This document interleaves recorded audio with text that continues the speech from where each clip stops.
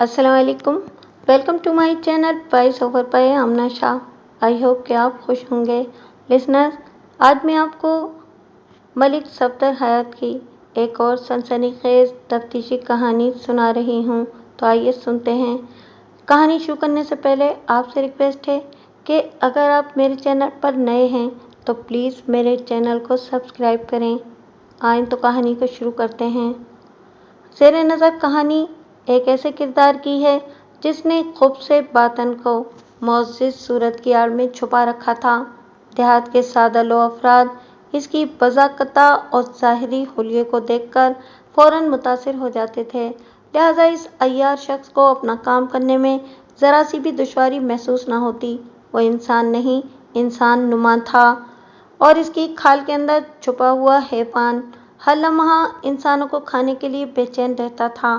ये इसकी बदकिस्मती थी कि उसने मेरे थाने की हुदूद में वाक़ एक गाँव को मतलब बरारी के लिए चुना था। इन दिनों में ज़िला झंग के एक कस्बे नूरकोट में तैनात था। नूरकोट के आसपास पाए जाने वाले देहात नसीराबाद, कुसोवाल, बख्तनगर, अहमदपुर और चक 34 गाँव बे मेरे ही थाने की हुदूद में शामिल थे। नूरकोट में लगभग 200 घर आबाद थे और ये कस्बा एक नीम पुख्ता सड़क के किनारे वाक़ था। एक रोज़ मैं अपने कमरे में बैठा थानेदारी कर रहा था। वो अप्रैल का महीना था।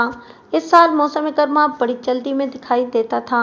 अप्रैल की धूप में ऐसी तेज़ी और हिद्दत महसूस होती थी जैसे जून अपने चौबन पर हो।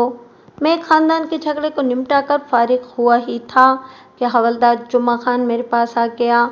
जुम्मा खान की उम्र 35 से ज़्यादा थी। वो एक मुस्तैद और होशियार किस्म का हवलदार था और उसे इस थाने में खिदमत अंजाम देते हुए लगभग 10 साल हो गए थे। जब से मैं वहाँ मौजूद था मैंने इसे काबिल एतमाद और तजुर्बेकार एहलकार पाया था।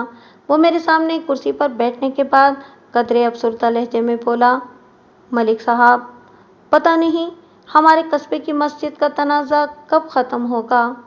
कस्बा नूरकोट के वस्त में एक मस्जिद वाक़ थी और पिछले कुछ अरसे से वहाँ एक हसास नौइयत का झगड़ा चल रहा था और ये एक ऐसा मामला था कि पुलिस किसी की तरफदारी करके किसी दूसरे के खिलाफ कोई इंतहाई कदम नहीं उठा सकती थी। दरअसल दो बड़े मसालिक के दरमियान ठन गई थी। एक मसलक के मानने वाले इस मस्जिद को खुद से मंसूब करना चाहते थे और दूसरे मसलक के पैरोकारों का ख्याल ये था कि इस मस्जिद पर इनका हक ज़्यादा है। जाहिर है दोनों मसालिक से ताल्लुक़ रखने वाले बुनियादी तौर पर मुसलमान थे, लेकिन हस्बे तौफीक वो एक दूसरे के खिलाफ इतना बढ़ चढ़ कर बोल रहे थे कि मस्जिद का मुस्तकबिल दांव पर लग गया था। कस्बे में दोनों मसालिक से ताल्लुक़ रखने वालों की मिली जुली आबादी थी, लिहाजा मस्जिद के साथ साथ नमाजी भी सख्त परेशानी में थे। हालांकि इस तनाज़े से पहले तमाम लोग बिला तफरीक एक ही जगह पर नमाज अदा किया करते थे। मैंने हवलदार की परेशानी के जवाब में कहा, जुम्मा खान, मस्जिद दरअसल अल्लाह का घर है जो कि इसकी इबादत के लिए तामीर किया जाता है, लेकिन हम लोगों ने फ़िरक़ों और मसलकों में बंटकर अपनी मसाजिद अलग कर ली हैं। अपनी नमाज और दीगर इबादत के तौर तरीके एक दूसरे से जुदा कर लिए हैं। हालांकि सब खुद को मुसलमान कहते हैं और ये भी दावा है कि एक अल्लाह की इबादत करते हैं। जब खुदा एक है और सभी इसकी इबादत करते हैं तो फिर ये मस्जिद हमारी, वो मस्जिद तुम्हारी, इसकी क्या तोजी है। बहरहाल मैंने लम्हाती तवक्कुफ़ करके एक गहरी सांस खारिज की और ठहरे हुए लहजे में कहा, ये मजहब और मसलक का तनाज़ा है। दोनों मसालिक के मजहबी रहनुमाओं को मिल बैठकर इस मसले को हल करना चाहिए। पुलिस इस सिलसिले में बराह रास्त कोई कार्रवाई नहीं कर सकती। हाँ, अलबत्ता अगर ये तनाज़ा किसी मरहले पर काबिले दखल अंदाज़ी पुलिस ठहरा तो फिर देखा जाएगा। हवलदार ने थके हुए अंदाज में कहा, मेरी तो खुदा से यही दुआ है कि वो हमारे कस्बे में भी किसी हाजी बरकत अली रहमत अली को भेज दे। शायद इस तरह ये मसला हल हो जाए। मैंने चौंक कर जुम्मा खान की तरफ देखा। उसके मुंह से हाजी बरकत अली रहमत अली का नाम सुनकर मैं मुस्तरिब हो गया था। इन नामों का जिक्र मैंने चंद रोज़ पहले भी किसी की ज़बान पर सुना था और सच्ची बात तो यह है कि मुझे बड़ा अजीब सा महसूस हुआ था। अब जो हवलदार ने बड़ी हसरत भरे लहजे में हाजी बरकत अली रहमत अली कहा तो मेरे अंदर जानने का तजस्सुस जाग उठा। मैंने मेज पर कोहनियाँ टिकाई और थोड़ा सा आगे को झुकते हुए इस्तफसार किया, जुम्मा खान, तुम हाजी बरकत अली रहमत अली वगैरह के बारे में क्या जानते हो? ये कौन लोग हैं और कहाँ से आए हैं? उसने उलझी हुई नज़रों से मुझे देखा और बताया, जनाब ये कोई दो लोग नहीं हैं बल्कि एक ही शख्स का नाम है और सुना है कि हाजी बरकत अली रहमत अली लाहौर से आया है। जुम्मा खान की वजाहत ने मुझे मज़ीद उलझा दिया। मैंने कहा, हवलदार साहब, बरकत अली रहमत अली तो अलग अलग नाम हैं जो किसी एक शख्स के तो हो नहीं सकते। तुम मुझे इस बारे में तफसील से बताओ। उसने खंगार कर गला साफ किया और गहरी संजीदगी से बोला, मलिक साहब, ये तो आपको पता ही है कि हाजी बरकत अली रहमत अली पिछले कुछ अरसे से इधर मौजा बख्त नगर में आया हुआ है। उसने लोगों को यही बताया है कि उसका ताल्लुक लाहौर के किसी इलाके से है। मेरा साला शमशाद बख्त नगर में रहता है। उसी की ज़बानी मुझे हाजी बरकत अली रहमत अली के बारे में मालूमात मिली हैं और उसका कहना है कि हाजी साहब दरअसल एक ही शख्स है, लेकिन इसका नाम कुछ ऐसा है कि लगता है कि ये दो अफराद हैं। मैंने हाजी बरकत अली रहमत अली के बारे में उड़ती उड़ती जो खबरें सुनी थीं वो कुछ इस तरह से थीं कि वो मौजा बख्त नगर में अचानक ही नमूदार हुआ था और बहुत ही कलील मुद्दत में उसने गांव वालों को अपना गिरविदा बना लिया था। वो बड़ा मेहरबान और खुदातर्स था, गरीबों और ज़रूरतमंदों की अपनी जेब से मदद किया करता था। लोग इसकी इन्हीं नेकियों के बाइस इससे मुतासिर होते जा रहे थे। रफ्ता रफ्ता वो लोगों के दिलों में घर करता चला जा रहा था। गांव, देहात और वहाँ बसने वाले लोगों का अपना एक मखसूस मिजाज होता है और वो इतनी आसानी से नहीं बदला करता। लोग नस्ल दर नस्ल एक ही जगह पर रहते चले आ रहे होते हैं, लिहाजा वो किसी नए शख्स को इतनी आसानी से कबूल नहीं करते। मुतासिर होना तो बहुत दूर की बात है। इसीलिए हाजी बरकत अली रहमत अली से मुतालिक मशहूर होने वाली कहानियाँ मुझे हज़म नहीं हो रही थीं और अब तो हवलदार जुम्मा खान भी इन मामलात की तस्दीक कर रहा था। मौजूदा हालात चूँकि खिलाफ मामूल और खिलाफ दस्तूर नज़र आते थे, इसलिए मैं इस हवाले से खासा गैर मुतमईन था।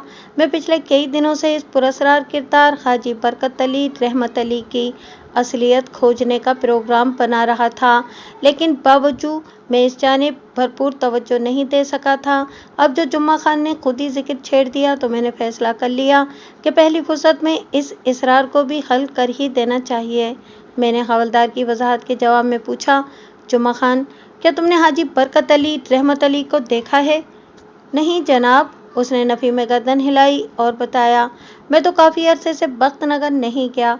पिछली बार भी जुलेखा बच्चों को अपने साथ लेकर खुद ही भाई बहन और माँ बाप से मिलने चली गई थी। हाजी साहब के बारे में सारी मालूमात मुझे शमशाद ने फराहम की हैं। वो जुलेखा और बच्चों को छोड़ने आया था तो इससे इस मौजू पर मेरी तफसीली बात हुई थी। मैं जुम्मा खान और इसकी फैमिली के बारे में चीदा बातों से वाकिफ़ था। बख्त नगर में उसकी ससुराल थी, इसके सास ससुर बाक़ायद हयात थे। जुलेखा इसकी बीवी का नाम था। जुलेखा की मज़ीद 3 बहनें नाहिद, ज़ुबैदा और सुल्ताना थीं, जिनकी अभी तक शादियां नहीं हुई थीं। 2 भाई शमशाद अहमद और इरशाद अहमद थे, जिनमें से सिर्फ शमशाद शादीशुदा था। शमशाद अपनी बीवी बिल्किस और 3 बच्चों के साथ वालिदैन के हमरा ही रहता था। हवलदार जुम्मा खान के 4 बच्चे थे, 2 लड़कियां और 2 लड़के। मौजा बख्त नगर मेरे थाने से लगभग 3 मील शुमाल में वाक़ था। ये निस्बतन एक छोटा गांव था जहां 100-125 घर आबाद थे। ये सारी तफसील बताने का एक मकसद है ताकि आपका जहन इस माहौल और फ़ज़ा से आशना हो जाए। मैंने जुम्मा खान की बात मुकम्मल होने पर इस्तफसार किया, जुम्मा खान, थोड़ी देर पहले हमारे दरमियान नूरकोट की मस्जिद के तनाज़ुर वाली सूरत हाल पर गुफ्तगू हो रही थी और तुमने बड़ी उम्मीद और तमन्ना से ये दुआ की थी कि काश खुदा हमारे कस्बे में भी किसी हाजी बरकत अली रहमत अली को भेज दे। मैं लम्हे भर के लिए रुका और फिर इजाफा करते हुए पूछा, इस हाजी बरकत अली रहमत अली का मस्जिद या मौलवियों के तनाज़े से क्या ताल्लुक़ है? मस्जिद या मौलवी वगैरह से तो इसका कोई ताल्लुक़ नज़र नहीं आता, जुम्मा खान ने जवाब दिया, मगर मुझे पता चला है कि वो बड़ा अल्लाह वाला है, अल्लाह की राह में दिल और हाथ खोल कर खर्च करता है। इधर बख्त नगर में एक छोटी सी कच्ची मस्जिद थी। हाजी साहब ने मौलवी जी को खासी तगड़ी रकम दी है تاکہ وہ مسجد کی تعمیر اور توسیع کے لیے خرچ کر سکیں۔ میں نے جو یہاں کے تنازع کے حوالے سے بات کی ہے نا، وہ لمحے بھر کو رکا اور ایک سکون بھری سانس خارج کی اور سلسلہ کلام کو جاری رکھتے ہوئے بولا، میرا یہ خیال ہے ملک صاحب کہ اگر حاجی برکت علی رحمت علی کو یہاں کی مسجد میں جنم لینے والے جھگڑے کا پتہ چل جائے تو وہ ضرور اس مسئلے کو حل کر دے گا۔ لیکن کیسے؟ میں نے گہری سنجیدگی سے پوچھا، ذرا وضاحت کرو۔ وہ ٹھہرے ہوئے لہجے میں بتانے لگا، حاجی برکت علی رحمت علی اس تنازع کو اس طرح ختم کر سکتا ہے کہ وہ دونوں دھڑوں کے مولویوں سے ایک ملاقات کرے اور ان سے کہے کہ موجودہ مسجد پر کوئی ایک مسلک قبضہ کر لے، دوسرے مسلک والے اپنی پسند سے ایک اور مسجد تعمیر کر لیں اور اس مسجد کی تعمیر وغیرہ پر جو رقم خرچ ہوگی وہ حاجی صاحب دیں گے۔ جمعہ خان، میں تمہارے خیال سے بالکل اتفاق نہیں کر سکتا۔ اس کے خاموش ہونے پر میں نے کہا، مجھے امید ہے یہ حاجی موزہ بخت نگر میں رہتے ہوئے یہاں کے کسی معاملے میں ہاتھ نہیں ڈالے گا۔ کیوں جناب؟ حوالدار نے سوالیہ نظروں سے میری جانب دیکھا۔ میں نے کہا، اس لیے کہ میرے اندازے کے مطابق یہ شخص کسی خاص مشن پر ہے اور اس نے اپنی کارروائی کے لیے بخت نگر کا انتخاب کر رکھا ہے، لہٰذا اس مشن کو کامیاب بنانے کے لیے وہ اپنے کام سے کام رکھے گا اور ادھر ادھر کے مسائل میں خود کو الجھانے سے اجتناب برتے گا۔ لیکن جناب، وہ گمبھیر انداز میں بولا، بظاہر تو ایسا کچھ نظر نہیں آ رہا۔ میں سمجھا نہیں، آپ حاجی صاحب کے کس مشن کی بات کر رہے ہیں؟ مشن کی نوعیت کے بارے میں تو سرِ دست میں وثوق سے کچھ نہیں کہہ سکتا، میں نے پرسوچ انداز میں کہا۔ اگر ہم ایک حکمت عملی کے تحت آگے بڑھیں تو ہمیں اپنے مقصد میں کامیابی ہو سکتی ہے۔ میں نے لمحاتی توقف کیا اور پھر اضافہ کرتے ہوئے کہا، جمعہ خان، یقین کرو، مجھے اس حاجی برکت علی رحمت علی میں کچھ گڑبڑ محسوس ہو رہی ہے۔ کیا گڑبڑ؟ یہ میں ابھی تمہیں نہیں بتا سکتا کیونکہ میں ابھی اس فیصلے تک نہیں پہنچ سکا ہوں۔ وہ جو کچھ بھی کر رہا ہے وہ روزمرہ اور روایت سے بہت ہٹ کر ہے۔ جمعہ خان چند لمحات تک سوچتی ہوئی نظر سے مجھے دیکھتا رہا، پھر اضطراری لہجے میں بولا، ملک صاحب، آپ کے ساتھ کام کرتے ہوئے اب مجھے کافی عرصہ ہو گیا ہے، میں آپ کے انداز اور طریقے سے اچھی طرح واقف ہو گیا ہوں۔ آپ حاجی صاحب پر جتنی سنجیدگی سے شک کر رہے ہیں، اس کا ایک ہی مطلب ہے کہ حاجی صاحب کے معاملے میں کہیں نہ کہیں کوئی چکر ضرور ہے۔ آپ کی یہ بات بالکل درست ہے کہ حاجی صاحب کا رویہ معمول سے بہت مختلف ہے، لیکن سوال یہ پیدا ہوتا ہے کہ ہم اس کی اصلیت تک رسائی کیسے حاصل کریں؟ اگر صحیح خطوط پر کوشش کی جائے تو مشکل سے مشکل کام کو بھی آسان بنایا جا سکتا ہے۔ میں نے سوچ میں ڈوبے ہوئے لہجے میں کہا، اس مشن میں تم سے ایک کام لوں گا جمعہ خان، کیونکہ تم میرے لیے قابل بھروسہ ہو۔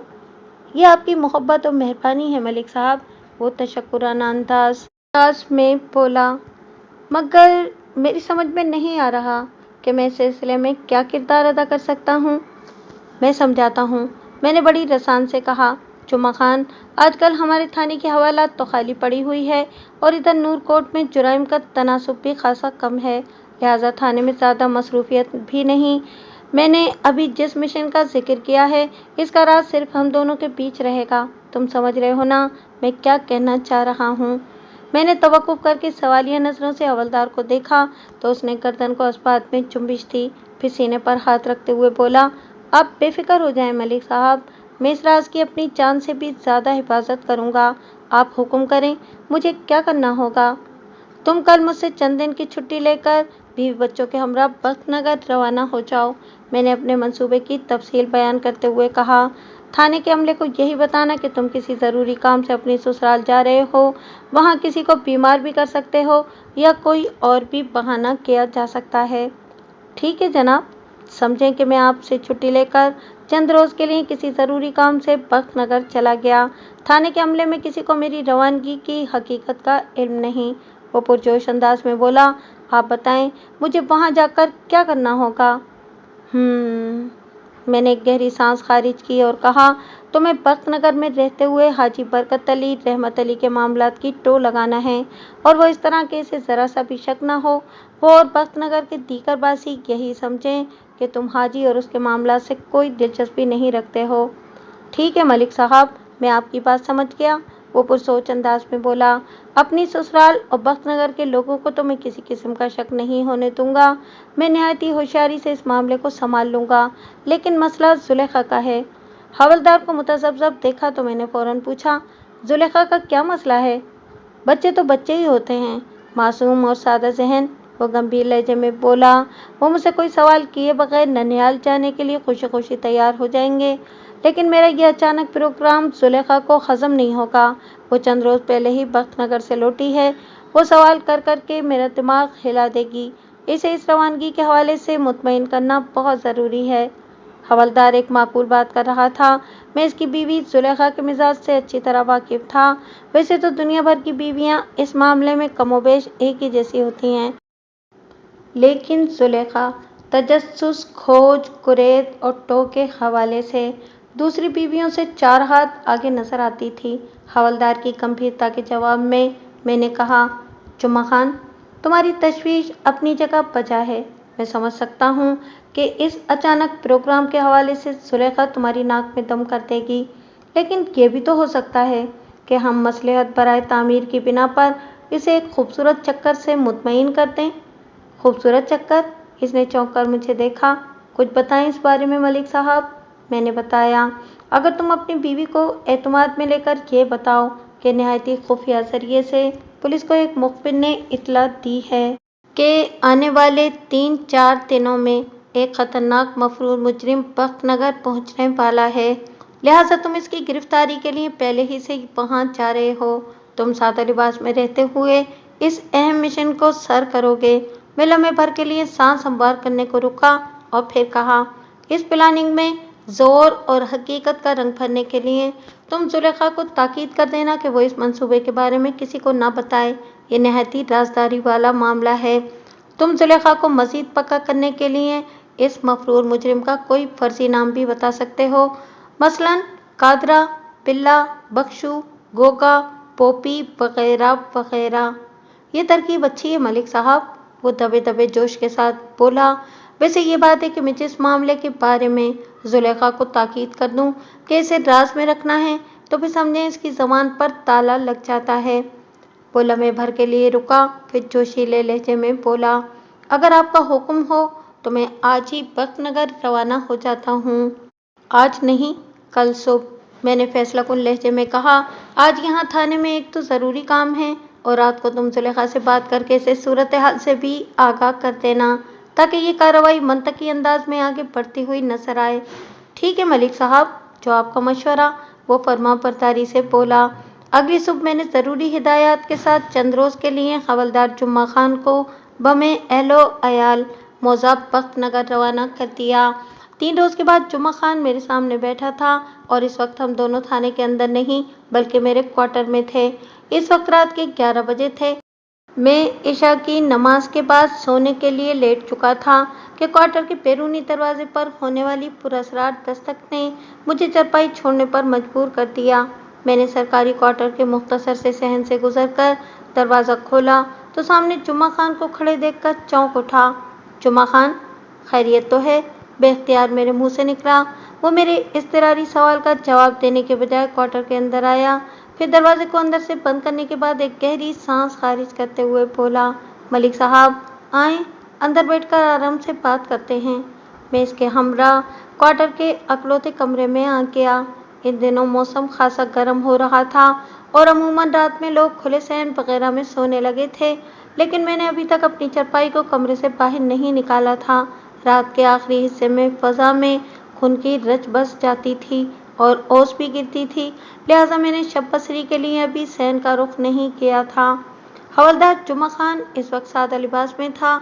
लगभग निस्फ शब को इसकी आमद से ये तो जाहिर था कि वो कोई सनसनीखेज खबर ही लेकर आया होगा, और वह खबर यकीनन बरकत अली रहमत अली से ही मुतालिक होगी, लेकिन वो क्या खबर है ये तो जुम्मा खान ही बता सकता था।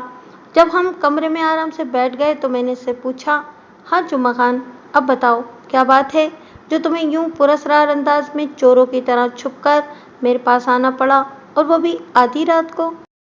उसने ठहरे हुए लहजे में जवाब दिया, मलिक साहब, मैं अभी साइकिल पर सवार होकर बख्त नगर से यहाँ पहुँचा हूँ। मेरी साइकिल आपके क्वार्टर के अकब में खड़ी है। थाने के अमले में से किसी को पता नहीं कि मैं इस वक्त आपके साथ क्वार्टर में मौजूद हूँ। किसी ने मुझे इस तरफ आते हुए नहीं देखा और मैं आपसे बात करने के बाद चुपचाप इसी तरह वापस भी चला जाऊँगा। ये सब तो ठीक है, मैंने इस बात में सर हिलाते हुए कहा। तुम मुझे वो अहम बात भी बताओ जिसके लिए तुम्हें आधी रात को साइकिल पर सवार होकर 3 मील का कच्चा रास्ता तय करना पड़ा और वापसी में भी तुम्हें यही 3 मील का फासला तय करना है। मेरा क्वार्टर थाने के अगले हिस्से में बना हुआ था और इस क्वार्टर के पिछवाड़े भी बाकायदा दीवार वगैरह नहीं थी। थाने की हदूद के साथ ही इस जानिब खेतों का सिलसिला शुरू हो जाता था जो ताहत देने का फैला हुआ था। जुमा खान इसी सिमत से मेरे पास पहुंचा था। जनाब, आपका अंदाज़ा बिल्कुल दुरुस्त है, हवलदार ने मायना खेज अंदाज में बताना शुरू किया। यह हाजिद बरकत अली रहमत अली किसी खतरनाक मिशन पर यहाँ आया हुआ है। मैंने पिछले 3 दिन में निहायती एहतियात के साथ जो मालूमात इकट्ठी की हैं, इनसे किसी गहरी साजिश की बू आती है। वो लम्हे भर के लिए सांस संभार करने को रुका तो मैंने इसे टोकना या इस्तफसार करना मुनासिब न समझा। वो अपने बयान को आगे बढ़ाते हुए बोला, हाजी बरकत अली रहमत अली, जुमा खान। मैंने किता कलामी करते हुए कहा, मेरा ख्याल है कि इस हाजी का नाम कुछ ज़्यादा ही तवील और अरीस है, क्यों ना हम इसे मुख्तसर कर दें, मसलन हाजी बरकत अली या हाजी रहमत अली या फिर महज हाजी। आइडिया अच्छा है जनाब, वह इस बात में गर्दन हिलाते हुए बोला। मेरे ख्याल में हाजी साहब या फिर हाजी कहना ठीक रहेगा, और यह हाजी अगर बाद में किसी हवाले से मुजरिम साबित हो गया तो हम इसके लिए आसानी से लफ्ज़ बाजी भी इस्तेमाल कर सकते हैं। मैंने तंज़िया लहजे में कहा, वैसे मुझे उम्मीद नहीं कि इस बंदे ने बाकायदा हज भी किया हो।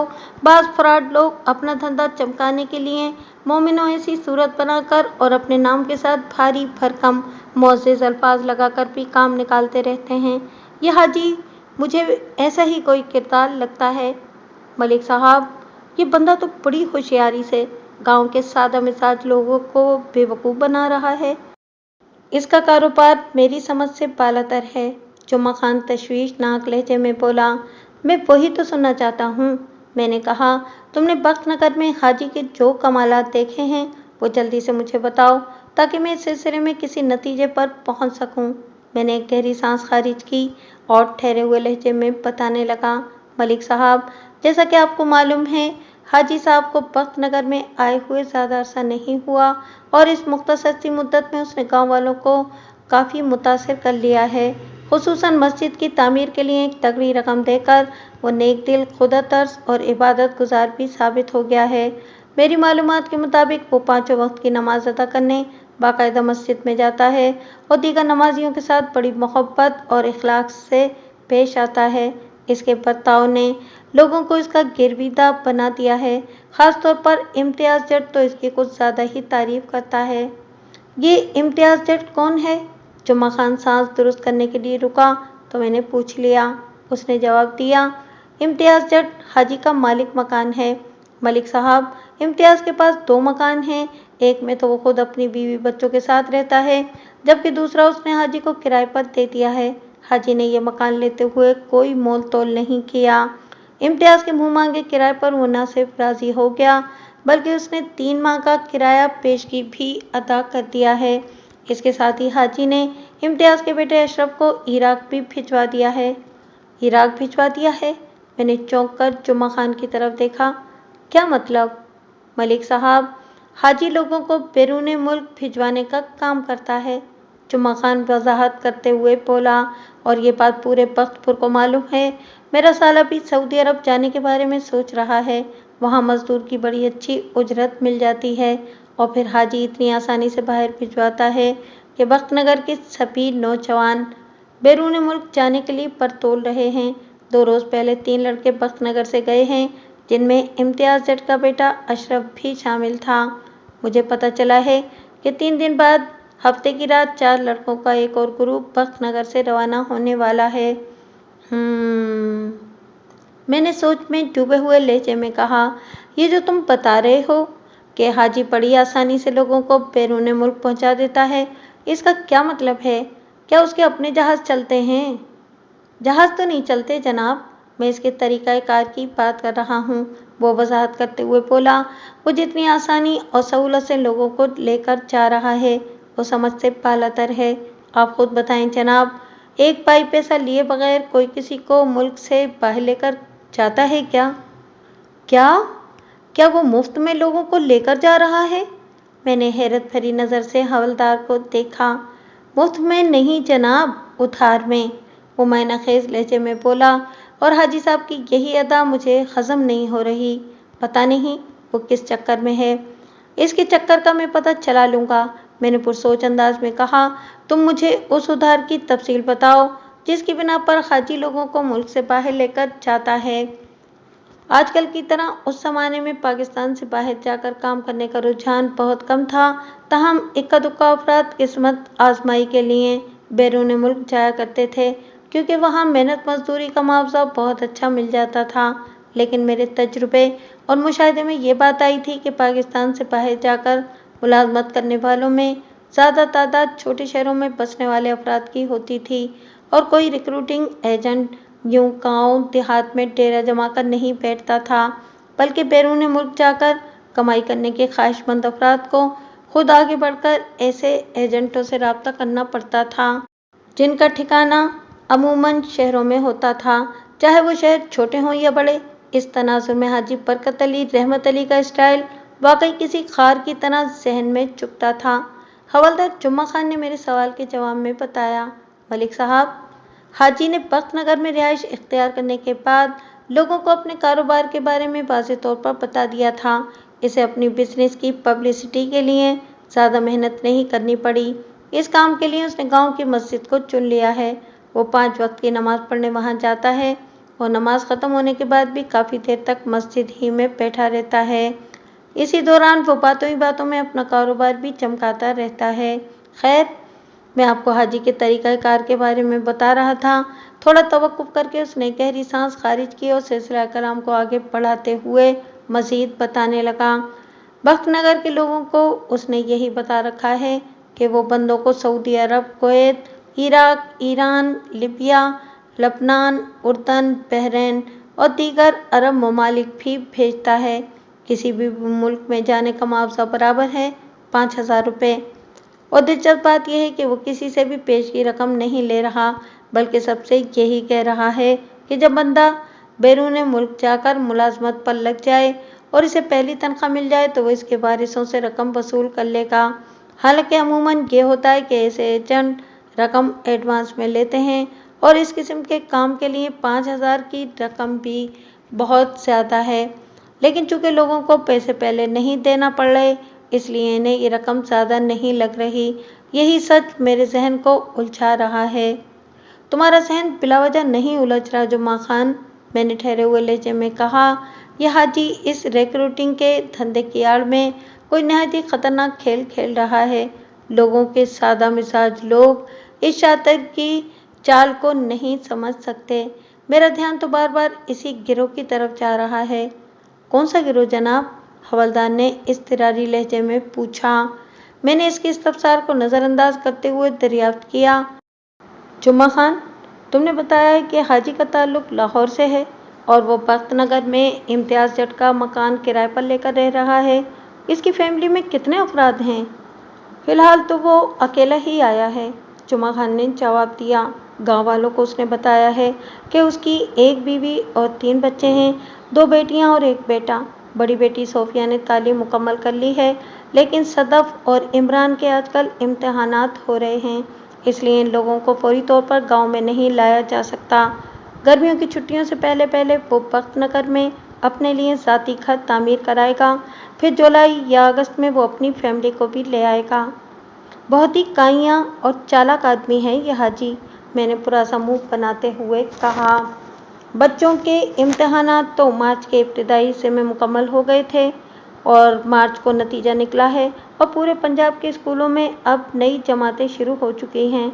और फिर मैंने ज़रा तवक्कुफ़ करके सांस संभार की और फिर कहा, ये बात कितनी अजीब सी है जुम्मा खान, कि एक शख्स जिसका कारोबार लाहौर जैसे बड़े शहर में उम्दगी से चल रहा हो, इसके बच्चे अच्छे स्कूलों में पढ़ रहे हों, जिला झंग के इस दूर दराज गाँव में आकर क्यों रिहाइश इख्तियार करेगा? वो मुस्तकिल तौर पर बख्तनगर में आकर नहीं बसना चाहता। फिर मैंने चौंक कर हवलदार को देखा। उसने जवाब दिया, हाजी ने गांव वालों को अपने प्रोग्राम से आगाह करते हुए बताया है कि वो रिहाइश तो लाहौर ही में रखेगा, लेकिन मौसम सरमा और गर्मा की छुट्टियां गुजारने के लिए वो बीवी बच्चों को यहाँ लाया करेगा। और बख्तनगर के बासियों ने इसकी बात का यकीन कर लिया है?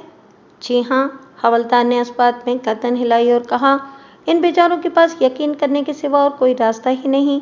वो आंखें बंद करके इस पर भरोसा कर रहे हैं और एक दिन आंखें खोलकर इन्हें अपनी हिमाकत पर रोना पड़ेगा। मैंने गंभीर अंदाज में कहा। फिर पूछा, जुम्मा खान, 2 रोज पहले हाजी ने बख्तनगर के किन किन 3 लड़कों को यहाँ से भेजा है और कैसे? एक तो इम्तियाज जट का बेटा अशरफ है, दूसरे 2 लड़कों के नाम रफीक और जावेद हैं, हवलदार ने बताया। 2 रोज पहले दोपहर के वक्त एक जीप बख्तनगर पहुंची थी, जिसमें एक अधेड़ उम्र शख्स और एक खूबसूरत नौजवान लड़की मौजूद थी। हाजी के मुताबिक इस अधेड़ उम्र शख्स का नाम सिकंदर शाह है, जो इसका बिजनेस पार्टनर है, और वो खूबरू लड़की सफिया थी, हाजी की बड़ी बेटी। हवलदार ने थोड़ा तवक्कुफ किया, एक गहरी सांस खारिज की और फिर कहा, सोफिया तालीम से फारिग होने के बाद हाजी के काम में हाथ बटा रही है और लाहौर वाले ऑफिस में बैठती है। इसके ज़िम्मे इंटरव्यूज़ का काम है। वो बैरून मुल्क जाने के ख्वाहिशमंद अफराद से मुख्तलिफ सवालात करके ये जांचने और परखने की कोशिश करती है कि वो किस नौइयत के काम के लिए मौजूद रहेंगे। यहाँ भी वो इसी मकसद से आई थी। उसने अशरफ, जावेद और रफ़ीक का इंटरव्यू किया और शाम से थोड़ी देर पहले वो इन 3 नौजवानों को अपने साथ लेकर वापस चली गई। इन तीनों के घर वाले बहुत खुश हैं कि इनके बेटे मुल्क से बाहर जाकर ढेरों दौलत कमाएंगे और वो खुशहाल हो जाएंगे। अगले फेरे में आरिफ, मुश्ताक, हामिद और फुरकान जाएंगे। 3 दिन बाद हफ्ते की रात सोफिया और सिकंदर शाह दोबारा बख्तनगर आकर इन्हें जीप में ले जाएंगे।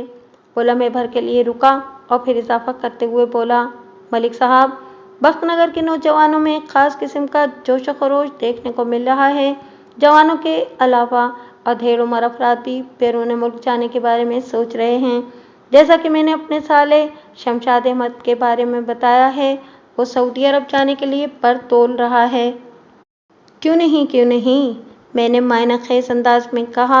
जब सोफिया जैसी खूबसूरत लड़की इंटरव्यू करेगी तो जवान क्या बूढ़े भी किस्मत आजमाई के लिए बेकरार दिखाई देंगे।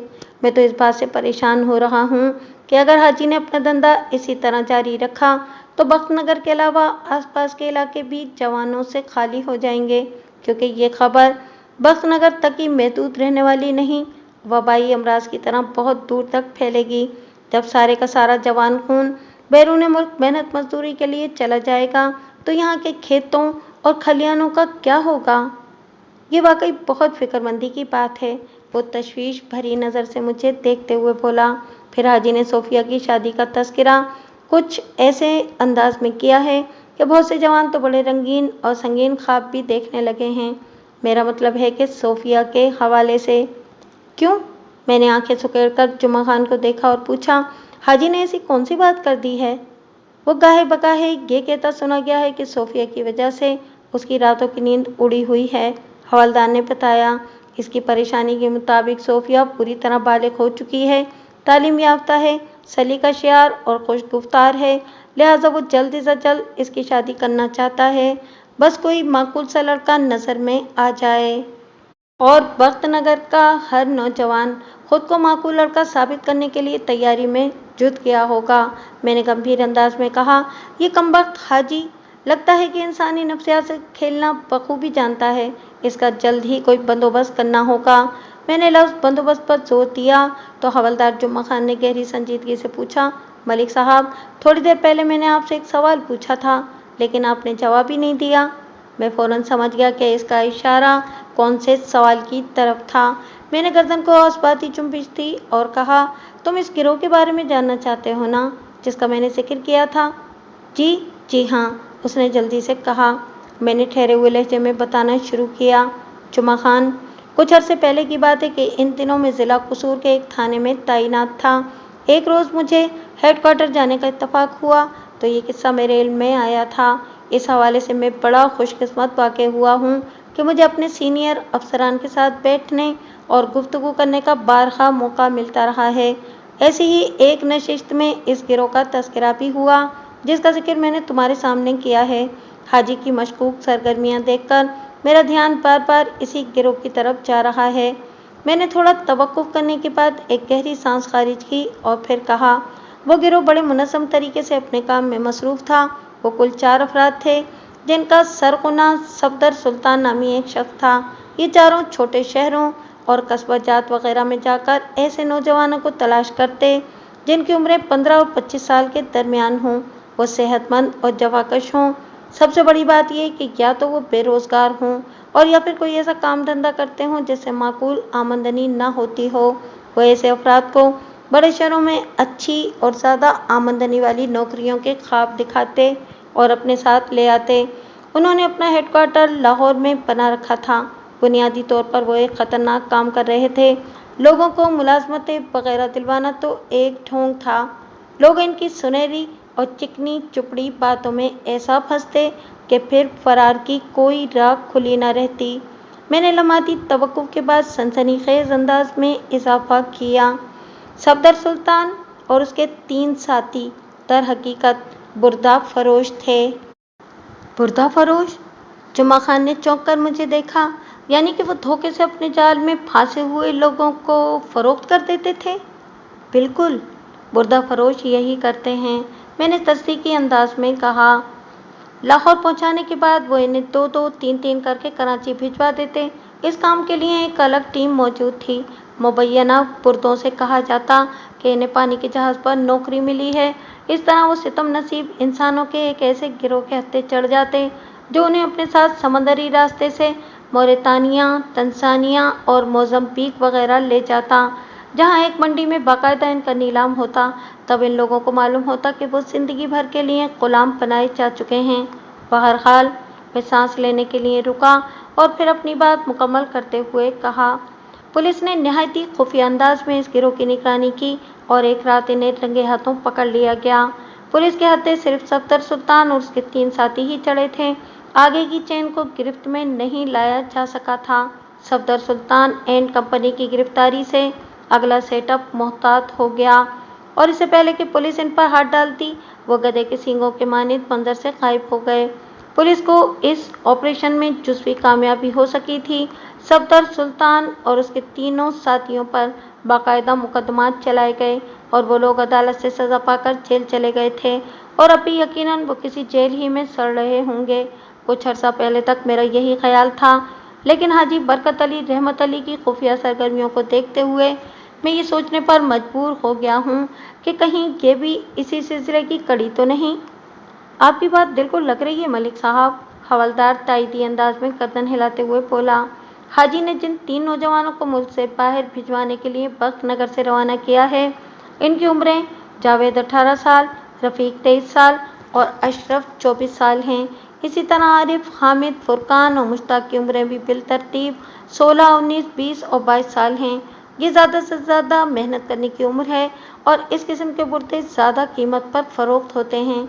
मैंने सोच में डूबे हुए लहजे में कहा, जुमा खान, तुम्हारी मालूमात के मुताबिक सिकंदर शाह और सोफिया आने वाले हफ्ते को दोबारा बख्त नगर पहुँचेंगे और इसी रात इन 4 जवानों को अपने हमरा लाहौर ले जाएंगे।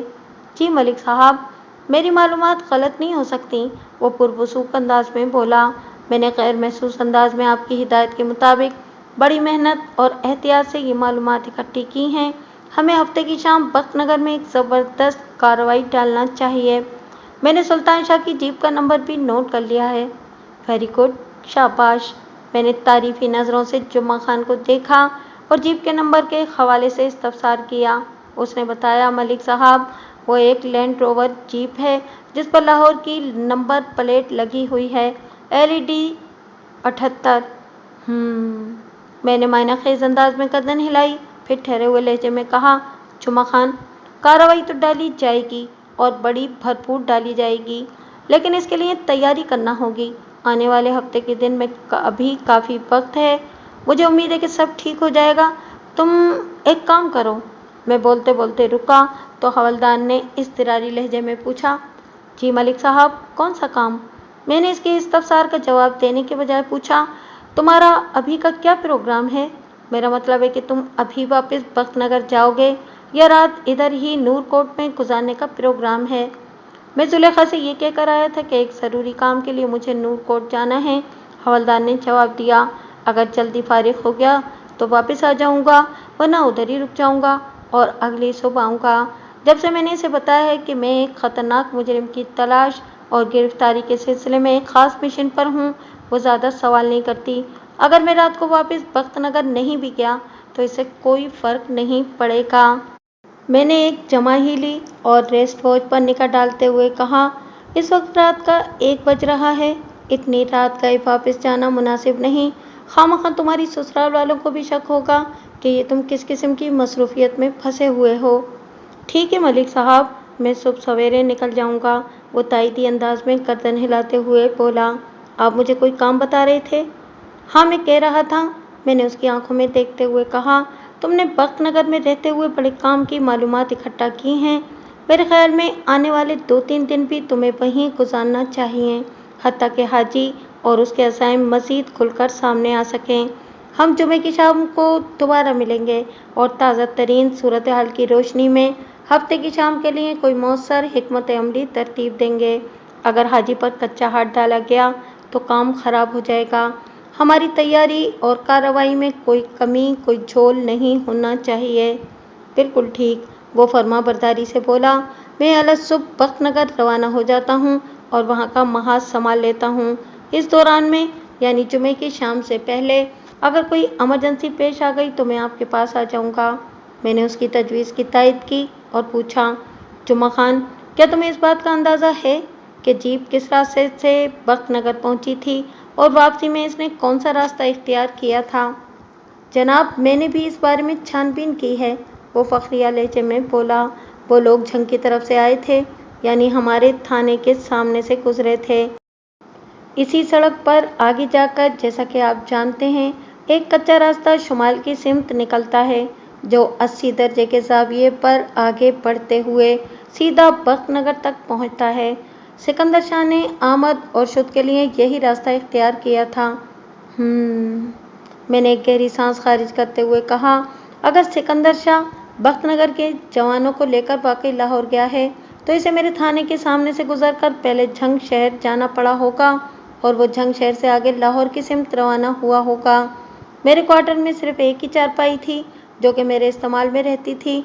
ये रात हवलदार जुमा खान को भी इसी क्वार्टर में गुजारना थी, लिहाजा मैं मुतलाशी नज़र से इधर उधर देखते हुए शब बसरी की सेटिंग के बारे में सोचने लगा। जुमा खान ने फ़ौरन भाप लिया कि मैं कौन से मसले को हल करने के लिए ज़हनी तवानाई सिर्फ कर रहा हूँ। मुझसे मुखातिब होते हुए उसने कहा, मलिक साहब, आप इत्मीनान से चारपाई पर सो जाएं, मैं ज़मीन पर बिस्तर लगा लूँगा। ज़मीन पर? मैंने सवालिया नज़रों से उसकी तरफ देखा। मेरा मतलब है कि मोहम्मदी बिस्तर, वो वजाहत करते हुए बोला। वो आपकी चटाई रखी है ना? उसने एक जानिब इशारा करते हुए कहा। मैं वो बिछाकर इत्मीनान से सो जाऊँगा, आप फिक्र न करें, चंद घंटों ही की तो बात है। मैंने नमाज की अदायगी के लिए एक चटाई मख्तस कर रखी थी। ये खासे बड़े साइज़ की चटाई थी। मैं क्वार्टर के फर्श पर मज़कूरा चटाई को बिछाता, फिर इसके ऊपर जाए नमाज डालकर अल्लाह के हुजूर हाजिर हो जाता। हवलदार की तजवीज़ के जवाब में मैंने कहा, बात चंद घंटों की हो या रात भर की, लेकिन मसावात और रवादारी इस बात की इजाज़त नहीं देती कि मैं खुद तो चारपाई पर आराम से सो जाऊं और तुम चटाई पर रात गुजारो। इससे क्या फ़र्क पड़ता है मलिक साहब? वो उलझन ज़दा नज़रों से मुझे देखने लगा। बहुत फ़र्क पड़ता है, मैंने गहरी संजीदगी से कहा। यह तो नहीं हो सकता कि सारा सवाब तुम समेट लो और मैं मज़े से बेखबर सोता रहूं। वो मेरी संजीदगी के लिबादे में छुपे हुए नुक्ते तक ना पहुंच सका और तज़ब्ज़ुब से बोला, यह आप किस किस्म के सवाब की बात कर रहे हैं जनाब? मोहम्मदी बिस्तर पर शब बसरी का सवाब, मैंने ठोस लहजे में कहा। ओह, वो एक गहरी सांस लेकर रह गया। मैंने कहा, जुम्मा खान, ये चटाई इतनी बड़ी है कि हम दोनों बासहूलत इस पर सो सकते हैं और बराबर का सवाब कमा सकते हैं।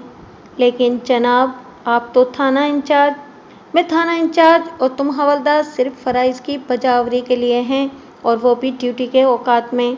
मैंने इसकी बात काट कर गहरी संजीदगी से कहा, इस वक्त न तुम हवलदार हो और न ही मैं थानेदार, हम सिर्फ दो इंसान हैं और इंसानियत का तकाजा ये है कि हम दोनों में बराबरी और तवाज़ुन कायम रहे। वो बेयकीनी से मुझे देखता चला गया। आइंदा रोज में एसपी ऑफिस जाकर अली नवाज गोंदल से मिला। एसपी गोंदल साहब बड़े ही तजुर्बेकार पुलिस ऑफिसर थे। अभी चंद साल पहले इनका इंतकाल हुआ है। हक मगफिरत करे। बड़े ही बुज़ला संज और सर्दो गर्म चुशीदा थे। 90 के करीब उम्र पाई थी उन्होंने। गोंदल साहब हमेशा मोहब्बत और मेहरबानी से पेश आते थे। मैंने इनकी सोबत में या यूं समझें कि इनकी मातहती में काम करते हुए बहुत कुछ सीखा था। इंसान फ़ानी है। जो शख्स दुनिया में आया है इसे एक दिन वापस भी जाना है। पता नहीं कब अपना भी बुलावा आ जाए। जब मैं गोंदल साहब के कमरे में पहुंचा तो वो फुर्सत में बैठे थे। मैंने इन्हें हाजी बरकत अली रहमत अली के बारे में पूरी तफसील से आगाह कर दिया। हमारे दरमियान बुर्दा फरोशी के इम्कानात पर भी तबादला ख्याल हुआ। उन्होंने तवज्जो से मेरी बात सुनी और गंभीर लहजे में कहा, सफदर हयात, तुम्हारा अंदाज़ा बिल्कुल दुरुस्त है। मुझे भी यह हाजी खासा गड़बड़ लग रहा है। बहरहाल बख्तनगर तुम्हारे थाने की हुदूद में आता है। तुम हाजी की सरगर्मियों पर निगाह रखो। इस सिलसिले में मेरी तरफ से किसी मदद या ताउन की ज़रूरत हो तो बताओ। बिल्कुल ज़रूरत है सर, मैंने साफ गोई का मुजाहरा करते हुए कहा। मैंने हाजी को बेनकाब करने के लिए जो मंसूबा बनाया है वो आपके ताउन के बगैर कामयाबी से हमकिनार नहीं हो सकता। हाँ बताओ, तुम्हें किस किस्म का ताउन चाहिए? वो ठोस लहजे में बोले। मैंने कहा, मुझे एक गाड़ी की ज़रूरत है। कोई भी ऐसी गाड़ी जिसमें बैठकर मैं अपने थाने से लाहौर तक का सफ़र तय कर सकूं। उन्होंने गहरी नज़र से मुझे घूरा और कहा, गाड़ी मुहैया हो जाएगी। तुम्हारा मंसूबा क्या है? मैंने ठहरे हुए लहजे में बताना शुरू किया। सर, जैसा कि मैंने अर्ज़ किया है, आने वाले हफ्ते की शाम हाजी बख्तनगर के मज़ीद 4 जवानों को जीप के ज़रिए लाहौर भिजवाने वाला है। इससे पहले जो 3 नौजवान गए हैं इनके साथ क्या सलूक किया गया है ये कोई नहीं जानता। हाजी का जितना सेटअप बख्तनगर में काम कर रहा है इसमें ऐसा कुछ नज़र नहीं आता जिससे नताइज तक रसाई हासिल की जा सके। वैसे मैंने हवलदार जुम्मा खान को सादा लिबास में बख्तनगर में तैनात कर रखा है। बख्तनगर में चूँकि उसकी ससुराल है लिहाजा इसे काम करने में ज़्यादा दिक्कत का सामना नहीं करना पड़ रहा। जुम्मा खान मुझे वहाँ की सूरत हाल से आगाह करता रहता है। मगर मैं ये चाहता हूँ। मैंने लम्हाती तवक्कुफ़ करके एक गहरी सांस ली और सिलसिला कलाम को आगे बढ़ाते हुए कहा, मेरी ख्वाहिश है कि हफ्ते की शाम जब जीप बख्तनगर के 4 नौजवानों को लेकर लाहौर की सिमत सफ़र का आगाज़ करे तो मैं इसका ताक़ुब करूं ताकि ये मालूम किया जा सके कि हाजी इन सादालो देहातियों को बैरून मुल्क भिजवाने का झांसा देकर कहाँ पहुँचा रहा है। इस सिलसिले में मैं जो भी तहकीकात करूँगा इसकी रिपोर्ट पहली फुर्सत में मैं आपकी खिदमत में पेश कर दूँगा। आइडिया तो बहुत अच्छा है सफदर हयात, वो गहरी संजीदगी से बोले, लेकिन इस काम में एक महकमा जाती कबाहत है। वो क्या सर? मैंने अपनी राय का इजहार किए बगैर इन्हीं से पूछ लिया। हालांकि मैं बखूबी समझ रहा था कि इनका इशारा किस तरफ है। हर थाने की अपनी एक मखसूस हदूद होती है और थानेदार को इसी हदूद के अंदर रहते हुए अपने फ़राइज़ को अंजाम देना पड़ता है। मेरा लाहौर जाना इस हवाले से इख्तियार से बाहर या हुदूद से बाहर नज़र आता था। ताहम किसी केस के सिलसिले में एक इलाके के ज़िम्मेदार किसी दूसरे इलाके के ज़िम्मेदारों से ताउन और मदद हासिल कर सकते हैं। मैं जिस इलाके का थानेदार था बख्तनगर इसमें शामिल था। चुनांचे हाजी के हवाले से मैं बख्तनगर की हुदूद में हर किस्म की कार्रवाई का मजाज था। ये मुनासिब और मुमकिन नहीं था कि मैं लाहौर जाकर किसी किस्म की सरगर्मी दिखाऊं। एसपी अली नवाज गोंदल ने मेरे इस्तफसार के जवाब में वही सब कुछ कहा जिसकी मैं तवक्को कर रहा था। बात के इख्तिताम पर उन्होंने कहा, सफदर हयात, तुम खुद खासे समझदार हो। सर, मैं आपकी बात को अच्छी तरह समझ रहा हूँ, मैंने इस बात में गर्दन हिलाते हुए कहा। दरअसल मैंने ऐसा प्रोग्राम तरतीब दिया है जिसमें किसी किस्म की मुदाखलत का अंदेशा नहीं। मैं यहाँ से सीधा लाहौर जाऊँगा और ये मालूम करने की कोशिश करूँगा कि हाजी का वहाँ क्या धंधा है। वो गांव देहात से घेर कर लाए जाने वाले नौजवानों को वाकई बैरून मुल्क भेजता है या फिर इनके साथ कोई और सलूक करता है। बुर्दा फरोशी के मौजू पर हम खासी तफसीली बातचीत कर चुके हैं। इस इम्कान को किसी भी सूरत नज़रअंदाज नहीं किया जा सकता। मैंने थोड़ा तवक्कुफ़ किया, एक गहरी सांस ली और फिर कहा, मैं हाजी के ख़िलाफ़ कुछ ऐसे सबूत और शवाहिद इकट्ठा करना चाहता हूँ जिसकी बिना पर मैं बख्त नगर में इस पर पक्का हाथ डाल सकूं। मैं इसके खिलाफ जो भी कार्रवाई करूंगा वो अपने थाने की हुदूद, अपने इख्तियारात में रहते हुए कानून के मुताबिक करूंगा। अपने इलाके से बाहर मैं किसी नौइयत की कोई सरगर्मी नहीं दिखाऊंगा। लाहौर वाले मिशन में मेरी हैसियत खामोश तमाशाई जैसी होगी और ये तमाशाई वहाँ भी तमाशा देखेगा। इसकी रिपोर्ट पहले आपको पेश करेगा, फिर आपकी सलाह हासिल करने के बाद आगे पेशकदमी करेगा। ठीक है, गोंदल साहब ने एक पुरसुकून सांस खारिज करते हुए कहा, यह तरीका भी माकूल है और कानून के दायरे के अंदर भी। तुम कब लाहौर के लिए रवाना होना चाहते हो? सर, अब तक की मालूमात के मुताबिक हाजी का पार्टनर सिकंदर शाह और सोफिया हफ्ते को बख्त नगर पहुंचेंगे और इसी शाम 4 लड़कों को अपने साथ जीप में बिठाकर लाहौर ले जाएंगे। अगर इनके इस प्रोग्राम में कोई तब्दीली वाक़ई नहीं हुई तो मुझे हफ्ते की दोपहर को गाड़ी चाहिए होगी। गोंदल साहब ने पुरसोच अंदाज में हुंकारा भरा और गहरी संजीदगी से बोले, हफ्ते की सुबह मेरी गाड़ी ड्राइवर समेत तुम्हारे पास पहुंच जाएगी। मेरा ड्राइवर गुलदाद भी एक तजुर्बेकार पुलिस वाला है। मैं इसे काम की नौइयत के हवाले से ब्रीफ कर दूंगा। वो खामखा के सवालात पूछकर तुम्हारा दिमाग खराब नहीं करेगा। तुम इत्मीनान से अपनी तफ्तीश मुकम्मल कर लो। लाहौर से वापसी पर सीधा मेरे पास आना और अपनी तहकीक की रिपोर्ट पेश करना।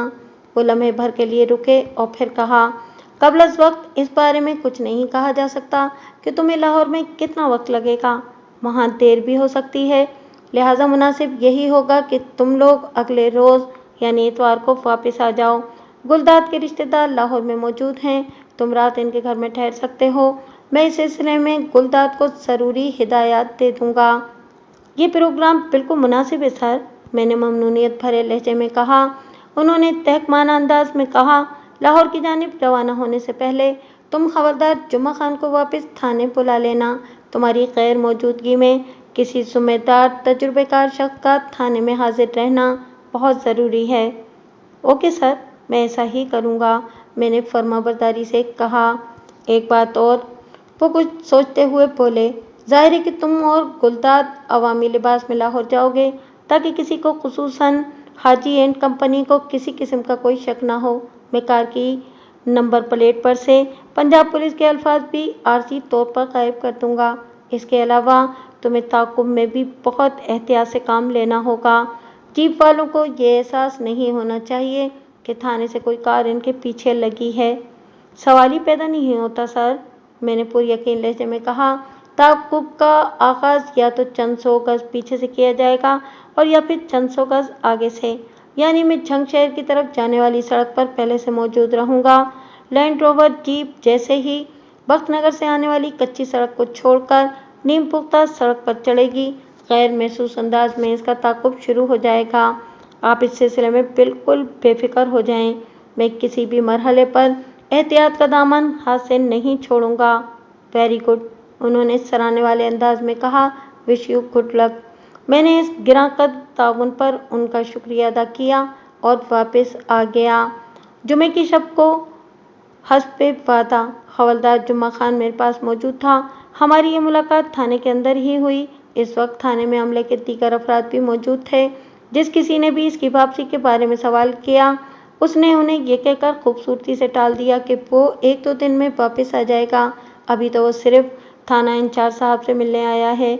यही बात जब जुम्मा खान ने मुझे बताई तो मैंने कहा, जुम्मा खान, तुमने अपने साथियों से कुछ झूठ नहीं बोला, तुम वाकई कल शाम को वापस आ जाओगे? जी, उसने चौंक कर मुझे देखा। मैंने ठहरे हुए लहजे में कहा, इधर बख्त नगर से सिकंदर शाह की जीप जवानों को लेकर रवाना हुई, उधर तुम भी वापसी का सफ़र शुरू कर दोगे। जब तुम थाने पहुंचोगे तो मैं तुम्हें यहाँ नजर आऊँगा। मेरी गैर मौजूदगी में 1-2 दिन तुम्हें यहाँ का निज़ाम संभालना है, क्योंकि मेरे बाद यहाँ के अमले में तुम ही सबसे ज़्यादा सीनियर हो। उसने हैरत और उलझन की मिली जुली कैफियत में मेरी पूरी बात सुनी और पूछने लगा, जनाब मलिक साहब, आप कहाँ जा रहे हैं?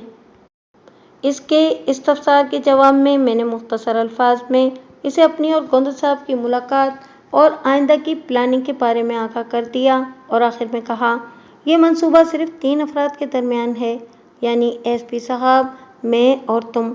इस राज की हिफाजत की जिम्मेदारी तुम पर भी आयद होती है। आप फिक्र ही न करें मलिक साहब, वो गहरी संजीदगी से बोला, मैं किसी भी मरहले पर गैर जिम्मेदारी का मुजाहरा नहीं करूँगा। मैंने पूछा, इधर बख्तनगर की क्या सूरत हाल है?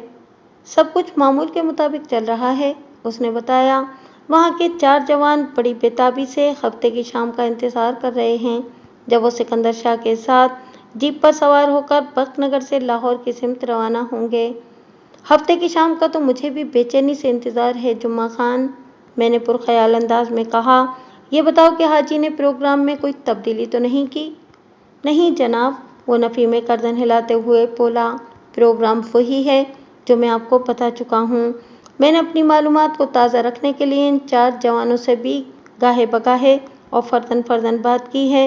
उन्होंने रवानगी की तैयारी मुकम्मल कर ली है, रख्ते सफ़र बांधे जा चुका है। बस इस बात का इंतज़ार है कि सोफिया इनका इंटरव्यू लेने बख्तनगर पहुँचे और वो पास होकर दिखा दें। सोफिया के जिक्र पर इनके चेहरे गुलनार हो जाते हैं और वो कुछ इस किस्म का रद्द अमल ज़ाहिर करने लगते हैं जैसे सोफिया इंटरव्यू के बहाने इनमें से किसी को अपने लिए मुंतखब करने आ रही हो। इस कमबख्त हाजी ने चक्कर ही ऐसा चलाया है कि नौजवान क्या, अधेड़ उम्र और बूढ़े मर्दों के दिलों में भी खुदबुद हो रही होगी, मैंने ठहरे हुए लहजे में कहा। मुझे पूरा यकीन है कि ये सोफिया इसकी बेटी नहीं होगी, बल्कि वो इसके सिस्टम का एक पुर्जा है। कोई बाप अपनी खूबसूरत खूबरू बेटी को इस किस्म के गड़बड़ कारोबार में नहीं लाता। मुझे भी यही लगता है मलिक साहब, हवलदार ताइती अंदाज में सर हिलाते हुए बोला। आरिफ, हामिद, मुश्ताक और फुरकान की ज़बानी सोफिया के हुस्न और अदाओं के जो किस्से मुझ तक पहुँचे हैं वो खासे रंगीन और संगीन हैं, मैंने गंभीर लहजे में इस्तफसार किया। जुम्मा खान, इन नौजवानों से बातचीत करते हुए तुमने एहतियात बरती है ना? मेरा मतलब है कि इन्हें किसी मरहले पर शक तो नहीं हुआ कि तुम इन्हें कुरेद रहे हो? सवाल ही पैदा नहीं होता जनाब, वो बड़े वसूख से बोला। मेरा अंदाज बिल्कुल नॉर्मल रहा है। गांव के दीगर लोगों ने तुम्हारी वहाँ मौजूदगी को किसी खास अंदाज में महसूस तो नहीं किया? मैंने पूछा। बिल्कुल नहीं मलिक साहब, उसने पुरयकीन अंदाज में कहा। मैंने पूछा, इस दौरान में हाजी बरकत अली, रहमत अली से तुम्हारी मुलाकात हुई? हवलदार ने बताया कि मैं बाकायदा इससे मिलने तो नहीं गया, लेकिन ये बात मुझे मालूम थी कि वो पंजगाना नमाज के लिए मस्जिद में जाता है। इसकी इसी अदा ने गाँव वालों को मुतासिर कर रखा है। वो इसे एक परहेजगार और इबादत गुजार शख्स तस्लीम कर चुके हैं, इसीलिए वो आंखें बंद करके इस पर और इसके धंधे पर भरोसा कर रहे हैं। वो लम्हे भर को सांस दुरुस्त करने के लिए रुका और फिर कहा, मैं भी दिन में एक आध बार नमाज अदा करने के लिए मस्जिद चला जाता हूँ, वहीं पर मेरी इसे दुआ सलाम हुई है। मैंने इससे ज़्यादा घुलने मिलने की कोशिश की है और ना ही ज़्यादा बातचीत की है, ताकि वो मेरी जानिब से किसी खुटके में मुब्तला न हो जाए। मेरा अंदाज और रवैया बिल्कुल नॉर्मल और सरसरी रहा है। अलबत्ता मैंने इससे डबल नाम का मुअम्मा पूछ लिया है। क्या तोजी की है इसने इस दोहरे नाम की? वो रुका तो मैंने पूछ लिया। हाजी ने बताया कि इसका असल नाम तो बरकत अली है, हवलदार वजाहत करते हुए बोला। रहमत अली इसके छोटे भाई का नाम था जो ऐन आलम शबाब में इस दुनिया से कूच कर गया था।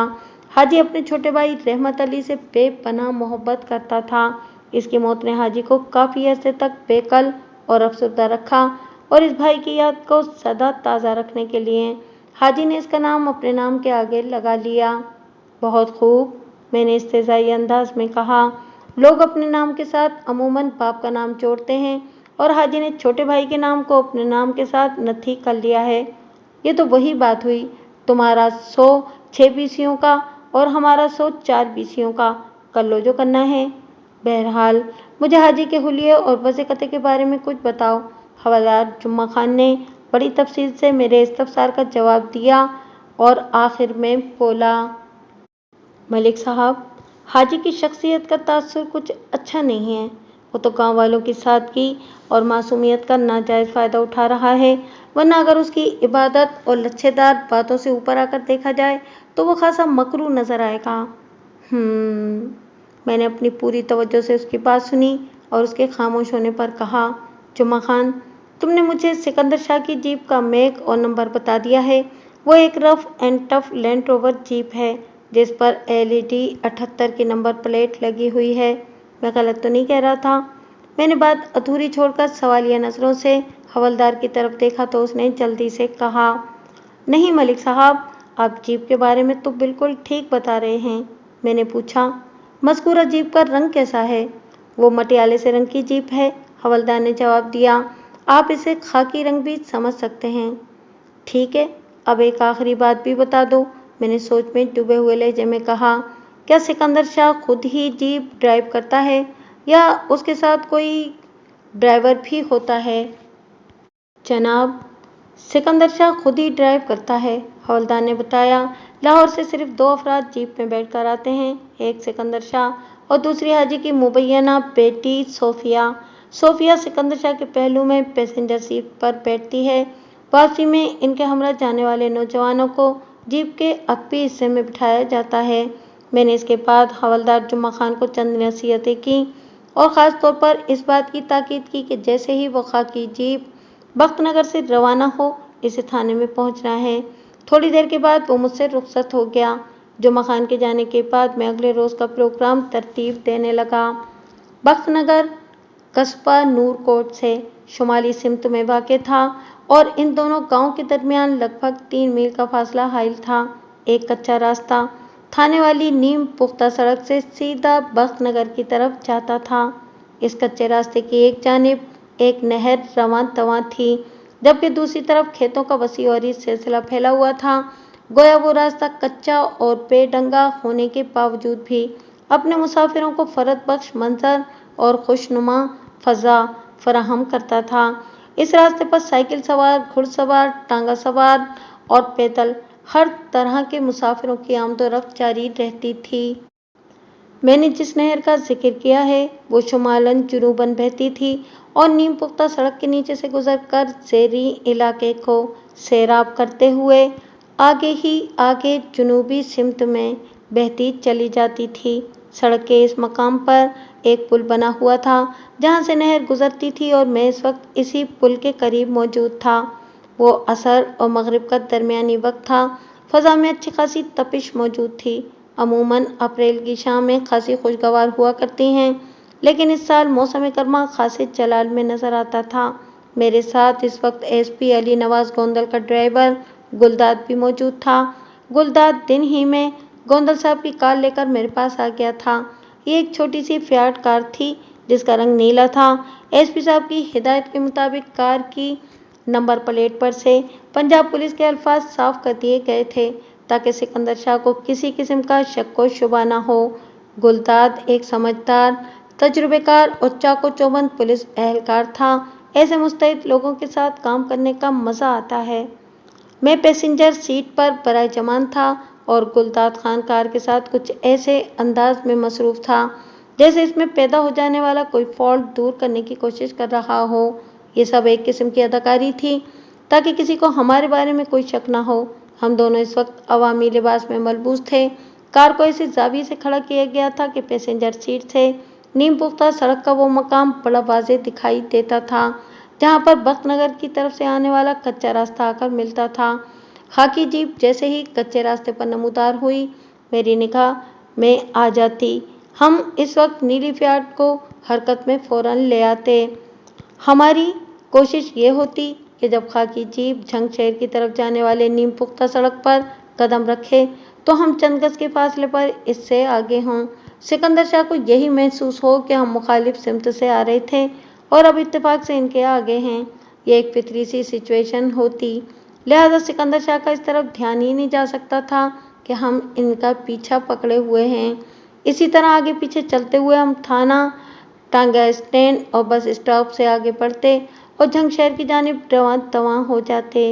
हमारे दरमियान पहले ही ये बात तय हो गई थी कि ड्राइविंग गुलदाद करेगा और मैं इसके पहलू में पैसेंजर सीट पर बैठकर मुशाहिदाती ऊंच नीच का बारीक बीनी से जायज़ा लूँगा। गुलदाद बहुत अच्छे मिजाज का मालिक था। पहली ही मुलाकात में हमारे दरमियान दोस्ती की फ़ज़ा कायम हो गई थी। किसी इमरजेंसी की सूरत में हमारी स्टोरी ये थी कि मैं गुलदाद का चचाजाद हूँ जो उससे मिलने के लिए लाहौर से झंग आया हुआ था और अब इसके हमरा लाहौर जा रहा हूँ। गुलदाद मकामी एसपी साहब का ड्राइवर था और उसने एक दिन के लिए एसपी साहब से इनकी कार ले ली थी। ये स्टोरी हकीकत के करीब और मामूल के मुताबिक थी। धूप अपने सुनहरी हिद्दत बरदार पर समेटने को तैयार थी।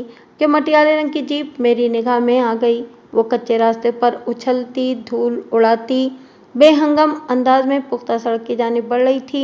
इसकी रफ्तार कुछ ज़्यादा नहीं थी, ताहम नाहमवार कच्चा रास्ता इसके मिजाज से लगा नहीं खाता था, और इसकी बेतरतीब उछल कूद का सबब भी यही था। मेरे ग्रीन सिग्नल पर गुलदार जल्दी से कार के अंदर आया और ड्राइविंग सीट संभाल ली। अगले ही लम्हे नीली फियाट एक झटके से आगे बढ़ गई।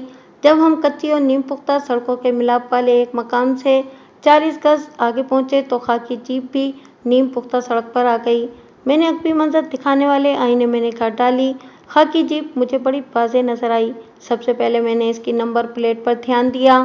वहाँ LED 78 लिखा हुआ दिखाई दिया। मज़ीद तस्दीक इस बात से हो गई कि जीप की ड्राइविंग सीट पर सिकंदर शाह मौजूद था और उसके बराबर पैसेंजर सीट पर सोफिया बराए जमान थी। हवलदार जुम्मा खान ने मुझे इन दोनों के हुलियों के बारे में बड़ी वजाहत से बता दिया था, लिहाजा इन्हें पहचानने में मुझे कोई दुश्वारी महसूस नहीं हुई। थोड़ी ही देर में थाना, टांगा स्टैंड और बस स्टॉप को हमने पीछे छोड़ दिया। हमारा रुख झंग शहर की तरफ था। गुलदार ने ड्राइविंग जारी रखते हुए कहा, मलिक साहब, मुझे तो यूं महसूस हो रहा है कि खाकी जीप हमारे ताकुब में लगी हुई है। अमलन ऐसा ही नजर आता है खान साहब, मैंने गंभीर लहजे में कहा, लेकिन जो हकीकत है ये आप अच्छी तरह जानते हैं। गुलदार ओहदे में मुझसे काफ़ी नीचे था, लेकिन वो चूंकि SP साहब के बहुत करीब था, लिहाजा मैं इसे खासी इज्जत दे रहा था, कोई तस्लीम करे या न करे, मगर ये हकीकत है कि महकमा जाती मामलात में इन चीज़ों का ख्याल रखना पड़ता है। मलिक साहब, मेरे पास एक आइडिया है, गुलदार ने गहरी संजीदगी से कहा। मैंने पूछा, कैसा आइडिया खान साहब? क्यों ना हम इसी हिकमत अमली पर आगे बढ़ते रहें? वो वजाहत करते हुए बोला, हम आगे आगे और वो लोग पीछे पीछे। इस तरह एक लम्हे के लिए भी इनके जहन में ये ख्याल नहीं आएगा कि हम इनका ताक़ुब कर रहे हैं। आइडिया तो अच्छा है, मैंने सराहने वाले अंदाज में कहा, लेकिन इस पर अमल 1 घंटे से पहले नहीं हो सकता। वो क्यों जनाब? गुलदार ड्राइविंग पर तवज्जो मरकूज रखते हुए हैरत भरे लहजे में बोला, ये काम तो हम इस वक्त भी जारी रखे हुए हैं, फिर 1 घंटे की शर्त क्यों? ये शर्त इसलिए है कि 1 घंटे बाद हम झंग शहर के अंदर से निकलकर लाहौर जाने वाली सड़क पर रवां तवां होंगे। मैंने बदस्तूर गहरी संजीदगी से कहा। मलिक साहब, आप बुझारतें न डालें, वो उलझनज़दा अंदाज में बोला, आपकी बात मेरी समझ में बैठी नहीं। मैं बिठाता हूँ, मैंने ठहरे हुए अंदाज में कहा। हमारी इतलात के मुताबिक इस जीप को सीधा लाहौर जाना है, लेकिन ये किसी हदीस का लिखा हुआ नहीं है। ये भी तो हो सकता है कि ये लोग झंग शहर ही में किसी सड़क पर मुड़ जाएं। अगर ऐसा हुआ तो हमारे लिए बड़ी मुश्किल हो जाएगी। मैं लम्हे भर के लिए रुका और फिर अपनी बात को आगे बढ़ाते हुए कहा, इस सूरत में लामहला हमें आनन फानन में गाड़ी को रोककर उसके पीछे दौड़ाना पड़ेगा, जिसमें यकीनन बेएहतियाती भी होगी, क्योंकि हम इस जीप को एक लम्हे के लिए भी अपनी आंखों से ओझल नहीं होने देना चाहते। हमारी कोई भी इज़्तिरारी हरकत जीप वालों को शक व शुबे में डाल सकती है, फिर हमारे लिए इनका ताक़ुब जारी रखना मुमकिन नहीं रहेगा। लिहाजा मैं एक मरतबा फिर रुका और फिर कहा, लिहाजा जब तक खाकी जीप झंग शहर की हुदूद से निकलकर लाहौर जाने वाली सड़क पर रवां दवां नहीं हो जाती, हमें थोड़ा फासला रखकर इसके पीछे जाना है, और वो भी इस तरह कि इन्हें एक लम्हे के लिए भी अपने ताक़ुब का एहसास ना हो। आपकी बात न सिर्फ मेरे दिमाग में बैठ गई है, बल्कि मैं इस सिलसिले में आपसे मुकम्मल इत्तेफाक भी करता हूँ मलिक साहब, गुलदार ने बड़ी रसान से कहा। बस जनाब, मैंने गाड़ी की रफ्तार कम कर दी है। हमारे अक़ब में आने वाली खाकी लैंड रोवर एक मखसूस रफ्तार से आगे बढ़ गई थी। नीली फियाट की स्पीड कम हुई तो वो तेज़ी से करीब आने लगी। फिर एक लम्हा वो भी आया जब वो फियाट को ओवरटेक करते हुए हमारे पहलू से गुजर रही थी। इसी लम्हे मैंने बड़ी मोहतात नज़र से जीप के अंदर झांका। जीप के पिछले हिस्से में मुझे 4 देहाती बैठे दिखाई दिए। इनके चेहरों पर दबा दबा जोश नज़र आ रहा था। वो दोहरी खुशी से गुजर रहे थे। एक तो मुल्क से बाहर जाकर ज़्यादा से ज़्यादा कमाने का ख्याल था, और दूसरे सोफिया ऐसी तरहदार हसीना की कुर्बत का तसव्वुर भी उन्हें निहाल कर रहा था। ये तसव्वुर और ख्याल इनकी खुशियों को दोबाला, सहबाला और पता नहीं तुम कौन कौन से बाला कर रहा था। मैंने इसी एक लम्हे में सोफिया पर भी भरपूर निगाह डाली। जुम्मा खान की ज़बान से मैंने इसकी जो तारीफ सुनी थी वो इससे कहीं बढ़कर थी। मेरी नज़र में वो हुस्न जमाल का जीता जागता शाहकार थी। अगर बख्तनगर के जवान उसके दीवाने हो रहे थे तो इसमें कुछ भी अचंभा नहीं था। वो ऐसी ही हस्ती थी जो जवान तो जवान बूढ़ों को भी ठंडी आहें भरने पर मजबूर कर सकती थी। मेरे ख्याल में हाजी के सेटअप का ये आइटम सबसे ज़्यादा मौसर और खुशनुमा था। मेरे और गुलदाद के दरमियान हल्की फुल्की गुफ्तगू का सिलसिला जारी रहा और दोनों गाड़ियां आगे पीछे दौड़ते हुए झंग शहर में से गुजरकर लाहौर की जानिब बढ़ने लगीं। जब हमने झंग की आबादी को पीछे छोड़ दिया तो मैंने एक गहरी सांस खारिज करते हुए कहा, गुलदाद, खाकी जीप की तेजी से बढ़ती हुई स्पीड को देखकर यही अंदाजा होता है कि अब वो लोग लाहौर पहुंचकर ही दम लेंगे। आप चाहो तो मोहतात रवि से अपनी ख्वाहिश पूरी, मेरा मतलब है कि अपने आइडिया पर अमल कर सकते हो। ख्वाहिश या आइडिया एक ही बात है मलिक साहब, वो ज़ेर लब मुस्कुराते हुए बोला। और जहाँ तक मोहतात रवि का ताल्लुक है, इस सिलसिले में आप बिल्कुल बेफिक्र हो जाएं। और मैं वाकई बेफिक्र हो गया। झंग से लाहौर तक का फासला इस तरह तय हुआ कि कभी हम खाकी जीप के ताक़ुब में नजर आते और कभी ऐसा महसूस होता कि वो लोग हमारा पीछा कर रहे हैं। खैरियत के साथ हम लोग आधी रात को लाहौर पहुंच गए। गुलदाद ने ताक़ुब में एहतियात जारी रखी और नीली फ़ियाट खाकी लैंड रोवर के पीछे शादमान कॉलोनी में दाखिल हो गई। फिर जब सिकंदर शाह एंड कंपनी की जीप नहर के किनारे वाक़े एक कोठी के सामने रुकी तो हमें भी महफूज फासले पर अपनी कार को रोकना पड़ा। गुलदाद ने अंधेरे की आड़ लेकर फ़ियाट को ऐसे ज़ाविये से खड़ा किया था कि हम तो बआसानी जीप और इस कोठी को देख सकते थे, लेकिन सिकंदर शाह वगैरह हमें नहीं देख सकते थे। जीप ने रुकते ही मखसूस अंदाज में 3 मरतबा हॉर्न बजाया तो मैं चौंक उठा। कोठी के अंदर मौजूद अफराद को ये एक तरह से कोई ख़ास इशारा दिया गया था। इसके साथ ही कोठी की बाउंड्री वाल की जानिब मेरी निगाह उठी तो मेरी हैरत गहरी तशवीश में बदल गई। कोठी की गेट लाइट्स ऑन थीं और वहाँ से फूटने वाली रोशनी ने मज़कूरा दीवार के मंजर को भी वाज़ेह कर रखा था।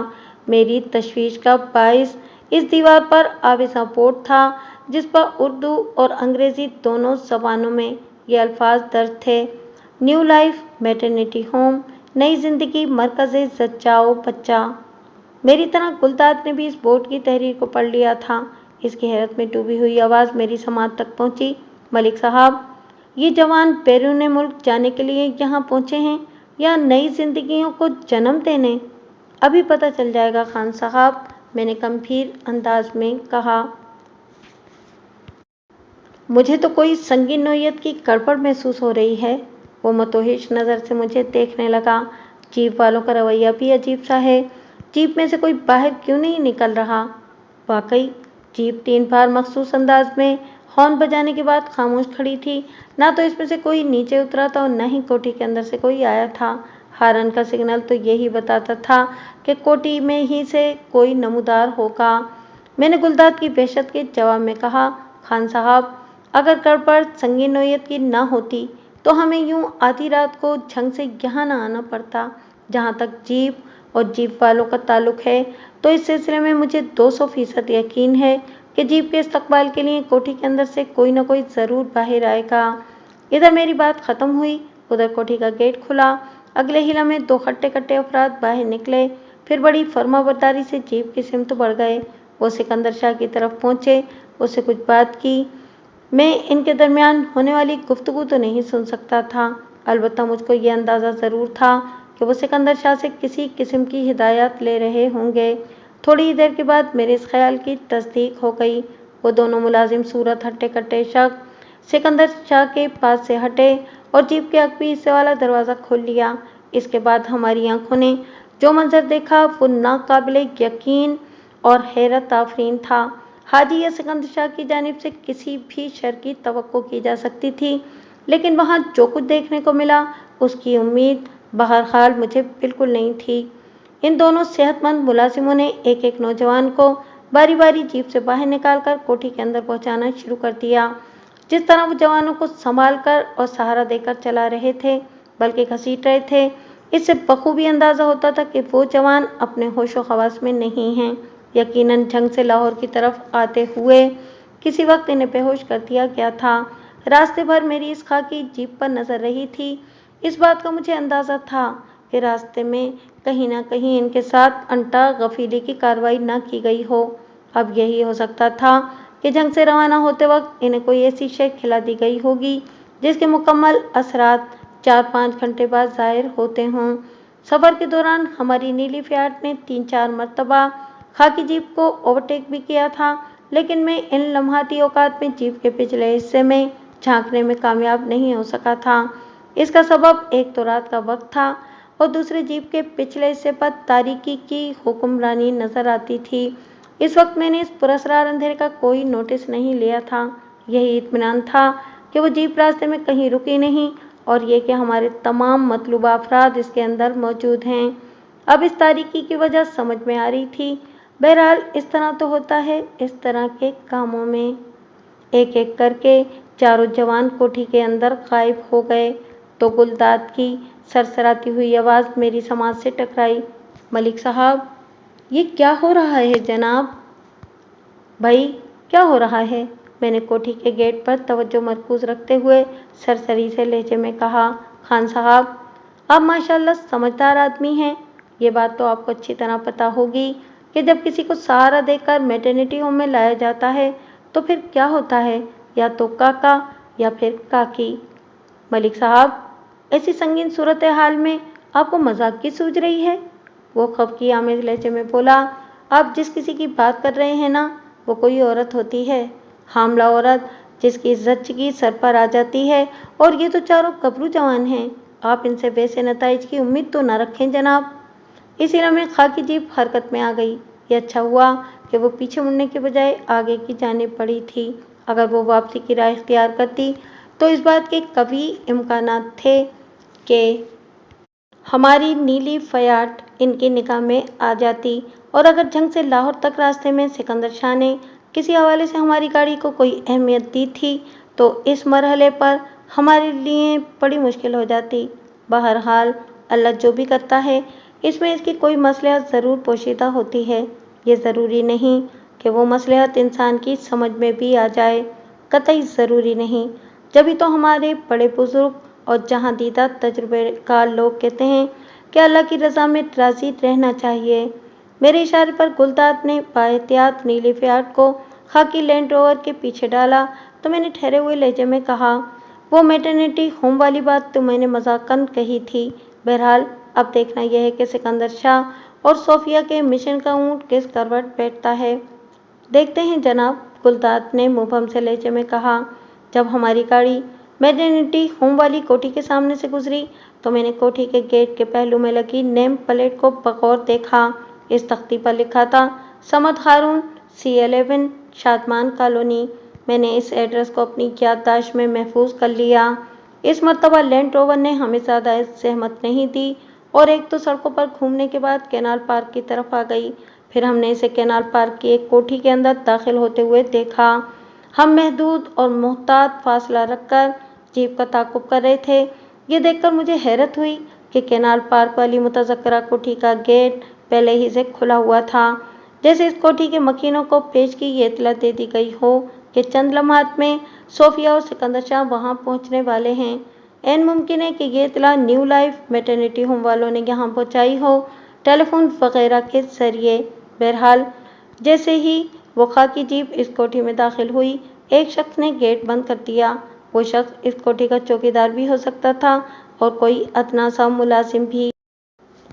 हम लगभग 10 मिनट तक वहीं खड़े ये इंतज़ार करते रहे कि शायद इस कोठी से कोई बरामद हो, लेकिन ऐसा नहीं हुआ, जिसका एक ही मतलब था कि सोफिया और सिकंदर शाह रात का बाकी हिस्सा इस कोठी में गुजारेंगे। गुलदाद ने मुझसे पूछा, मलिक साहब, अब क्या प्रोग्राम है? आप इस कोठी के सामने से गुजरते हुए गाड़ी को आगे ले चलें। मैंने सोच में डूबे हुए लहजे में कहा, फिर कोई प्रोग्राम बनाते हैं। सोफिया और सिकंदर शाह तो सुबह तक कोठी से बाहर नहीं निकलेंगे और इधर मैटरनिटी होम में दाखिल होने वाले 4 जवानों को भी सबसे पहले बाहर लाए जाने का कोई इम्कान नज़र नहीं आ रहा। गुलदाद ने मेरी हिदायत की तकमील कर दी।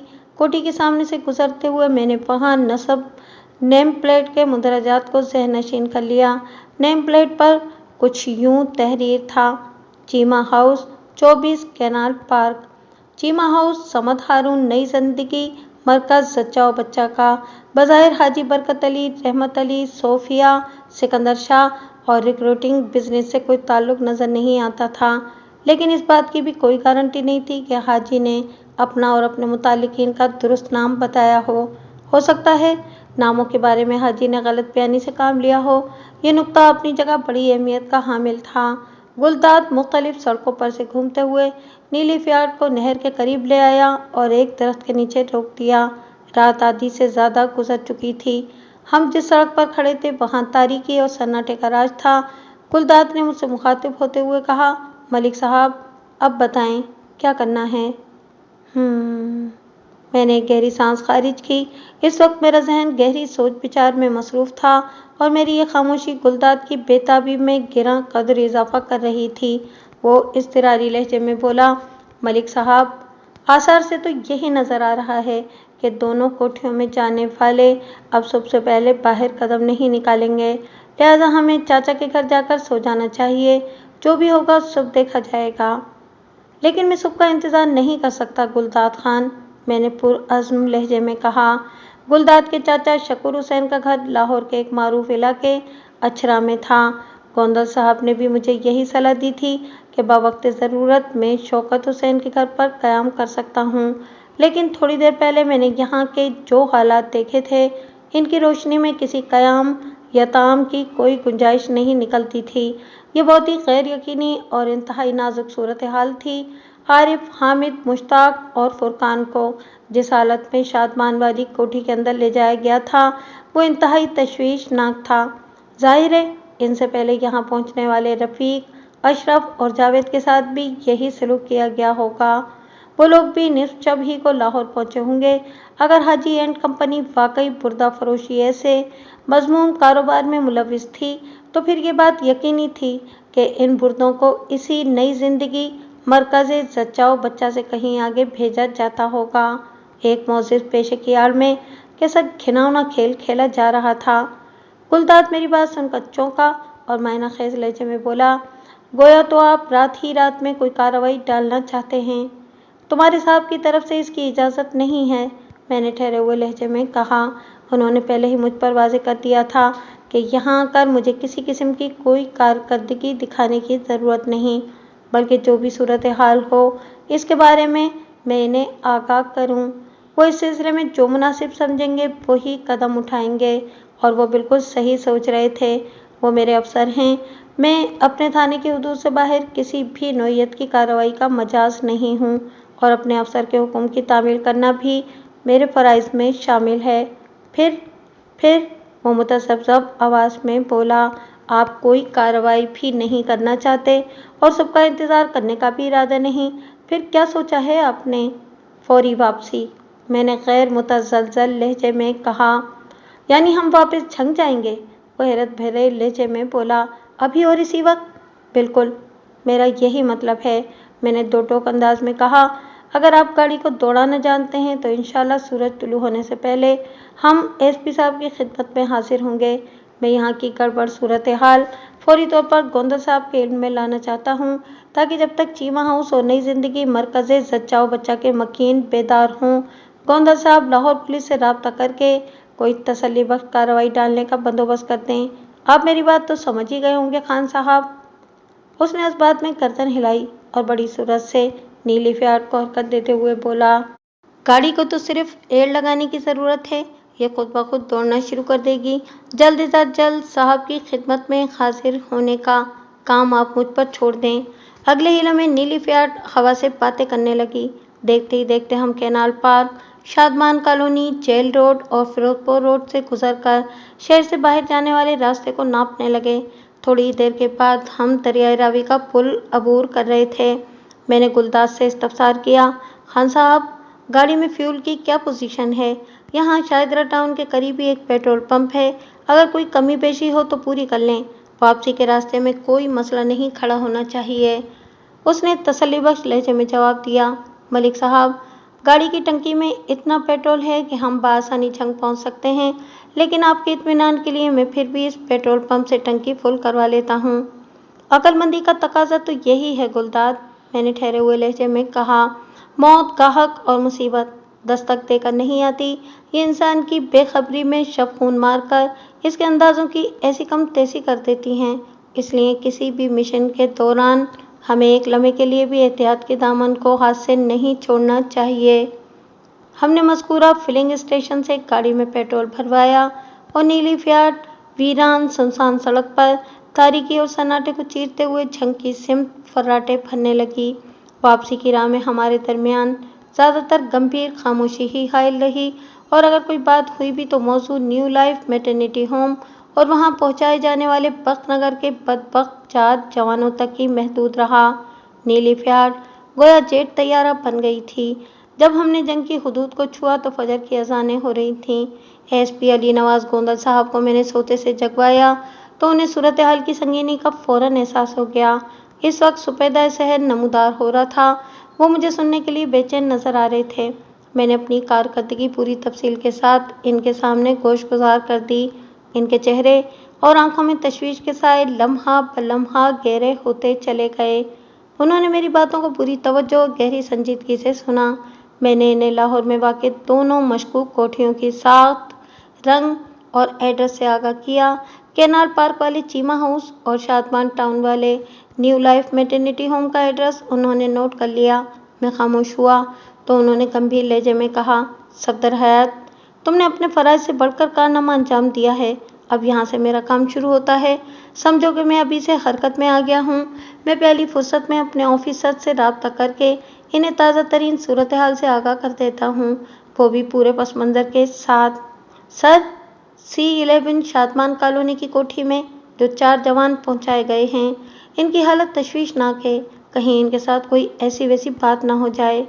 मेरी परेशानी को देखते हुए उन्होंने कहा, सफदर हयात, तुम्हें इन 4 अफराद के लिए फिक्रमंद होने की ज़रूरत नहीं। इनकी हिफाजत और सलामती अब मेरी जिम्मेदारी है। थैंक यू सर, मैंने ममनूनियत भरे लहजे में कहा। सर, इन 4 नौजवानों से पहले भी हाजी बख्तनगर के 3 लड़कों को लाहौर रवाना कर चुका है, जैसा कि मैंने आपको पहले बताया भी था। इनको भी देख लेंगे। वो मेरी बात पूरी होने से पहले तसल्ली आमेज लहजे में बोले, तुम ये सारा मामला मुझ पर छोड़ दो। ठीक है सर, मैंने उस बात में गर्दन हिलाते हुए कहा। फिर अपने इत्मीनान के लिए पूछ लिया, सर, पिछली मुलाकात में हमारे दरमियान बुर्दा फरोशी के मज़मूम कारोबार पर खासी तफसीली बात हुई थी। कहीं ये इसी सिलसिले की कड़ी तो नहीं? ज़्यादा इम्कान तो इसी बात का नज़र आ रहा है सफदर हयात, वो मायनाखेज़ अंदाज में गर्दन हिलाते हुए बोले। सही सूरत हाल का अंदाज़ा लाहौर पुलिस की तफ्तीश के बाद ही होगा। मेरे लिए क्या हुक्म है सर? मैंने मौतबाना लहजे में पूछा। तुम फौरन अपने थाने में पहुंचो, वो फैसलाकुन लहजे में बोले। गुलदार तुम्हें गाड़ी में थाने तक पहुंचा देगा। हाजी लंबे चौड़े नाम पर गहरी नज़र रखने की ज़रूरत है। मौजूदा सूरत हाल में हाजी का पुलिस की दस्तरस में रहना बहुत ज़रूरी है, और मैं तुम्हारी ड्यूटी लगाता हूँ कि हाजी को कहीं इधर उधर नहीं होना चाहिए। इंशाअल्लाह आज शाम तक लाहौर की सूरत हाल भी वाज़ेह हो जाएगी। वो लम्हे भर के लिए रुके और फिर एक गहरी सांस खारिज की और मेरे चेहरे पर निगाह जमाते हुए बोले, सफदर हयात, मैं जानता हूँ तुमने सारी रात बेआरामी में जागकर गुजारी है। थकन और नींद में इस वक्त तुम्हारा बुरा हाल होगा, लेकिन फ़राइज़ का तकाजा यह है कि तुम्हें थोड़ी तकलीफ़ और उठाना होगी। आप हुक्म करें सर, मैंने गहरी संजीदगी से कहा। मैं फ़र्ज़ की राह में हर तकलीफ़, हर परेशानी झेलने को तैयार हूँ। मुझे तुमसे यही उम्मीद थी, वो सताइशी लहजे में बोले। सिर्फ इतना करो कि आज के दिन आराम और नींद का बाइकाट कर दो। शाम तक तुम्हें चाको चौबंद रहना है। ओके सर, मैं आपके हुक्म की तामील करूँगा, मैंने मजबूत लहजे में कहा। आप मेरी तरफ से बिल्कुल मुतमईन हो जाएं। ठीक है, अब तुम फ़ौरन यहाँ से रवाना हो जाओ। गुलदार तुम्हें थाने पहुँचा देगा। मैंने एसपी साहब को सल्यूट किया और नीली फ्याट में बैठकर अपने थाने वाक़े नूर कोट की तरफ रवाना हो गया। जुमा खान को उम्मीद नहीं थी कि मैं इतनी जल्द लाहौर से वापस लौट आऊँगा। मैंने थाने में कदम रखते ही इससे कहा, जुमा खान, जल्दी से नाश्ते पानी का बंदोबस्त करो, हमें अभी एक और मिशन के लिए निकलना है। کل شام نورکوٹ سے روانہ ہوتے وقت میں نے پیٹ بھر کر کھانا کھا لیا تھا۔ جب سے اب تک کھانے کے نام پر کچھ بھی پیٹ کے اندر نہیں اترا تھا۔ گزشتہ رات اتنی سنسنی خیز اور تشویشناک تھی کہ کہیں رک کر کچھ کھانے پینے کا موقع ہی نہیں مل سکا تھا۔ حوالدار نے الجھن زدہ لہجے میں کہا، ملک صاحب خیریت تو ہے نا؟ وہاں لاہور میں کیا حالات ہیں اور ابھی ہمیں کس مشن کے لیے نکلنا ہے؟ جمعہ خان، میں نے ٹھہرے ہوئے لہجے میں کہا، لاہور کے حالات اور وہاں پیش آنے والے واقعات کے بارے میں تمہیں راستے میں تفصیل سے بتاؤں گا۔ فی الحال تم پیٹ پوجا کا انتظام کرو تاکہ پوری توانائی کے ساتھ بخت نگر کا رخ کیا جا سکے۔ بخت نگر؟ اس نے آنکھیں سکیڑ کر مجھے دیکھا۔ حاجی وغیرہ کی گرفتاری کے سلسلے میں؟ اوہ! وہ ایک گہری سانس لے کر رہ گیا۔ میں نے اسے مزید کوئی سوال کرنے کا موقع نہیں دیا اور کھڑے کھڑے ناشتہ لینے بھیج دیا۔ اس کام میں اس نے بھی کمال پھرتی کا مظاہرہ کیا اور ٹھیک 15 منٹ کے بعد وہ ناشتے کے ساتھ واپس لوٹ آیا۔ تھانے کے قریب ہی بس اسٹاپ واقع تھا جہاں کھانے وغیرہ کے بھی 2-3 چھوٹے ہوٹل تھے، لہٰذا جمعہ خان کو کسی دقت کا سامنا نہیں کرنا پڑا۔ کچھ دیر کے بعد میں اور حوالدار جمعہ خان ایک ٹانگے پہ سوار ہو کر بخت نگر کی طرف جا رہے تھے۔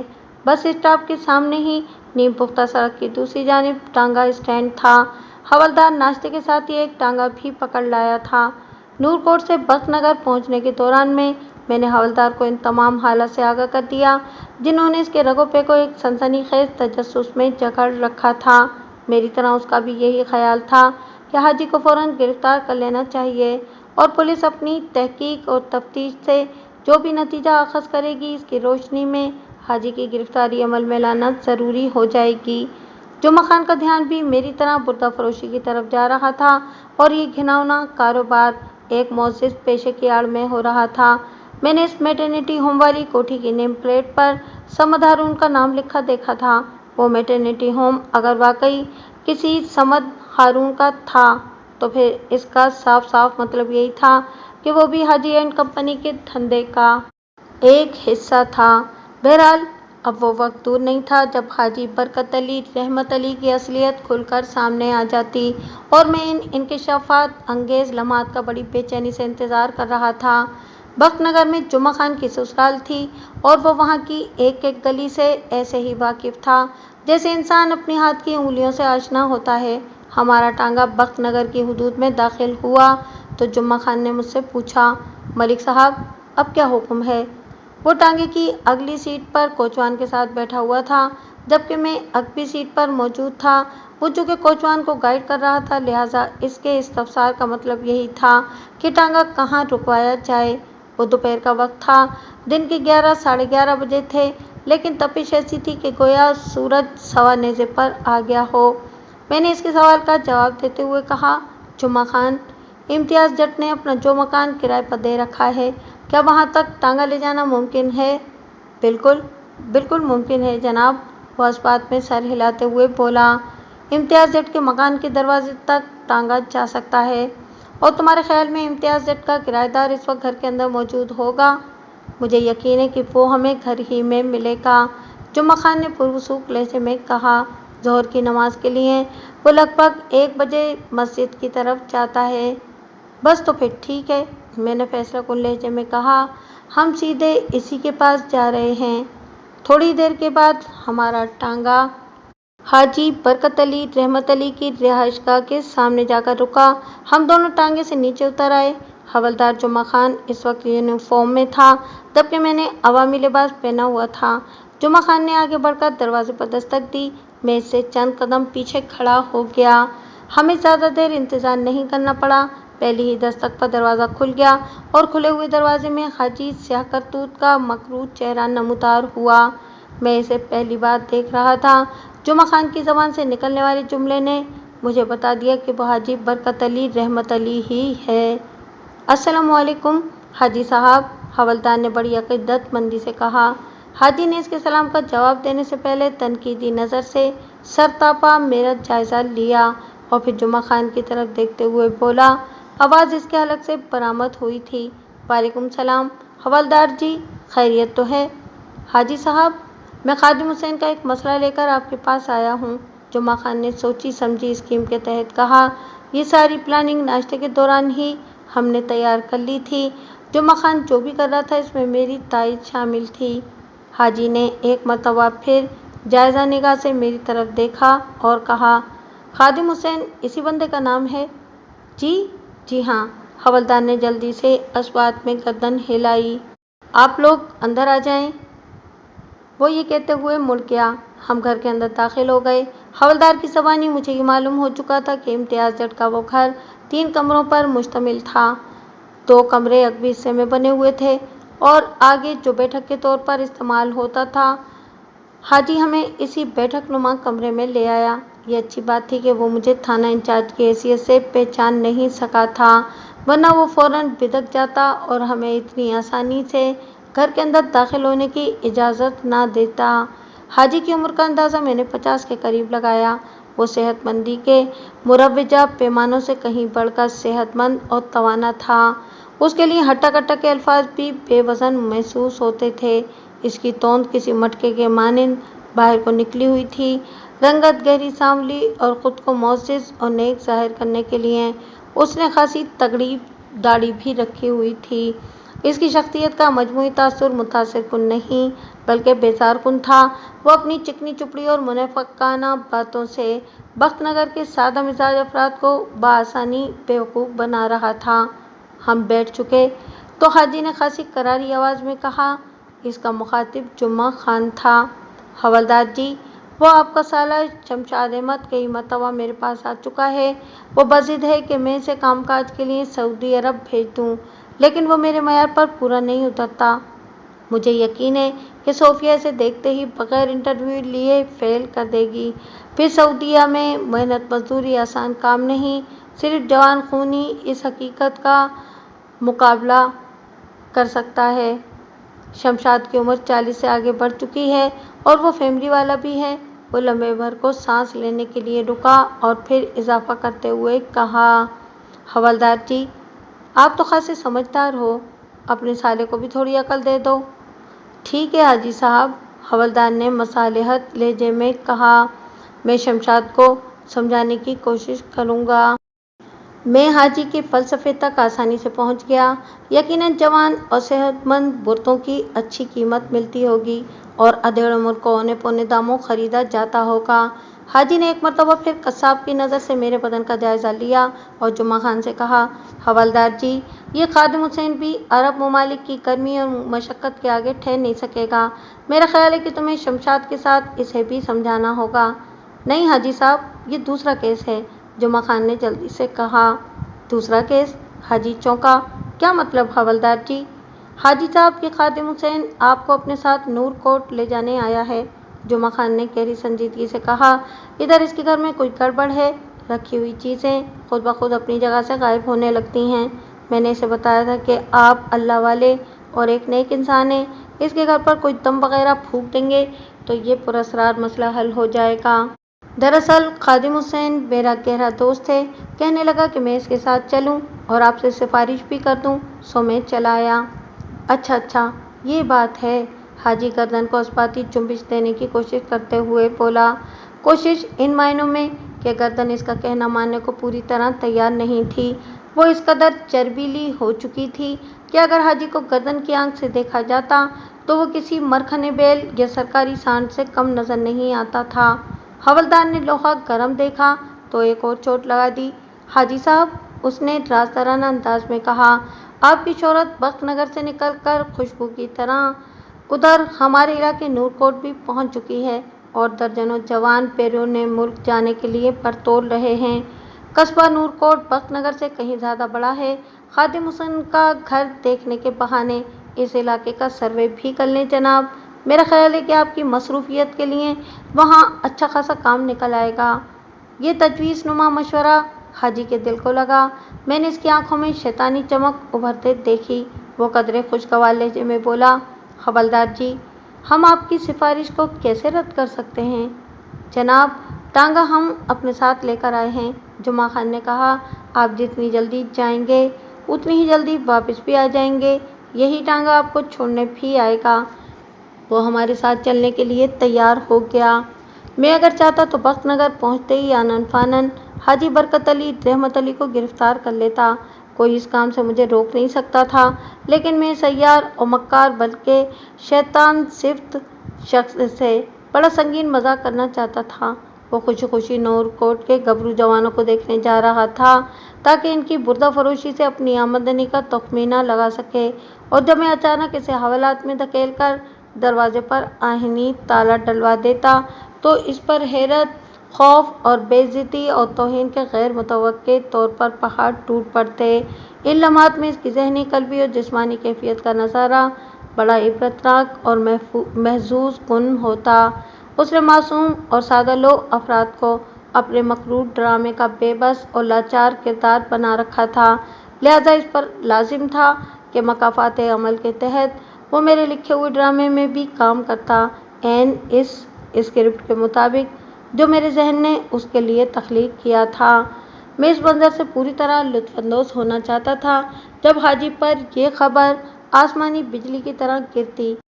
میں اسے حوالاتی بنا کر اگلی پچھلی ساری کسر نکال دیتا۔ ہم بخیر و عافیت بخت نگر سے نور کوٹ پہنچ گئے۔ جب ٹانگا تھانے کے سامنے پہنچا تو جمعہ خان نے بڑی بے تکلفی سے مجھے مخاطب کرتے ہوئے کہا، خادم حسین، تمہارے گھر کی طرف تو بعد میں جائیں گے، میں ذرا تھانے سے ہو لوں، اہلکاروں کو ضروری ہدایات دینا ہے۔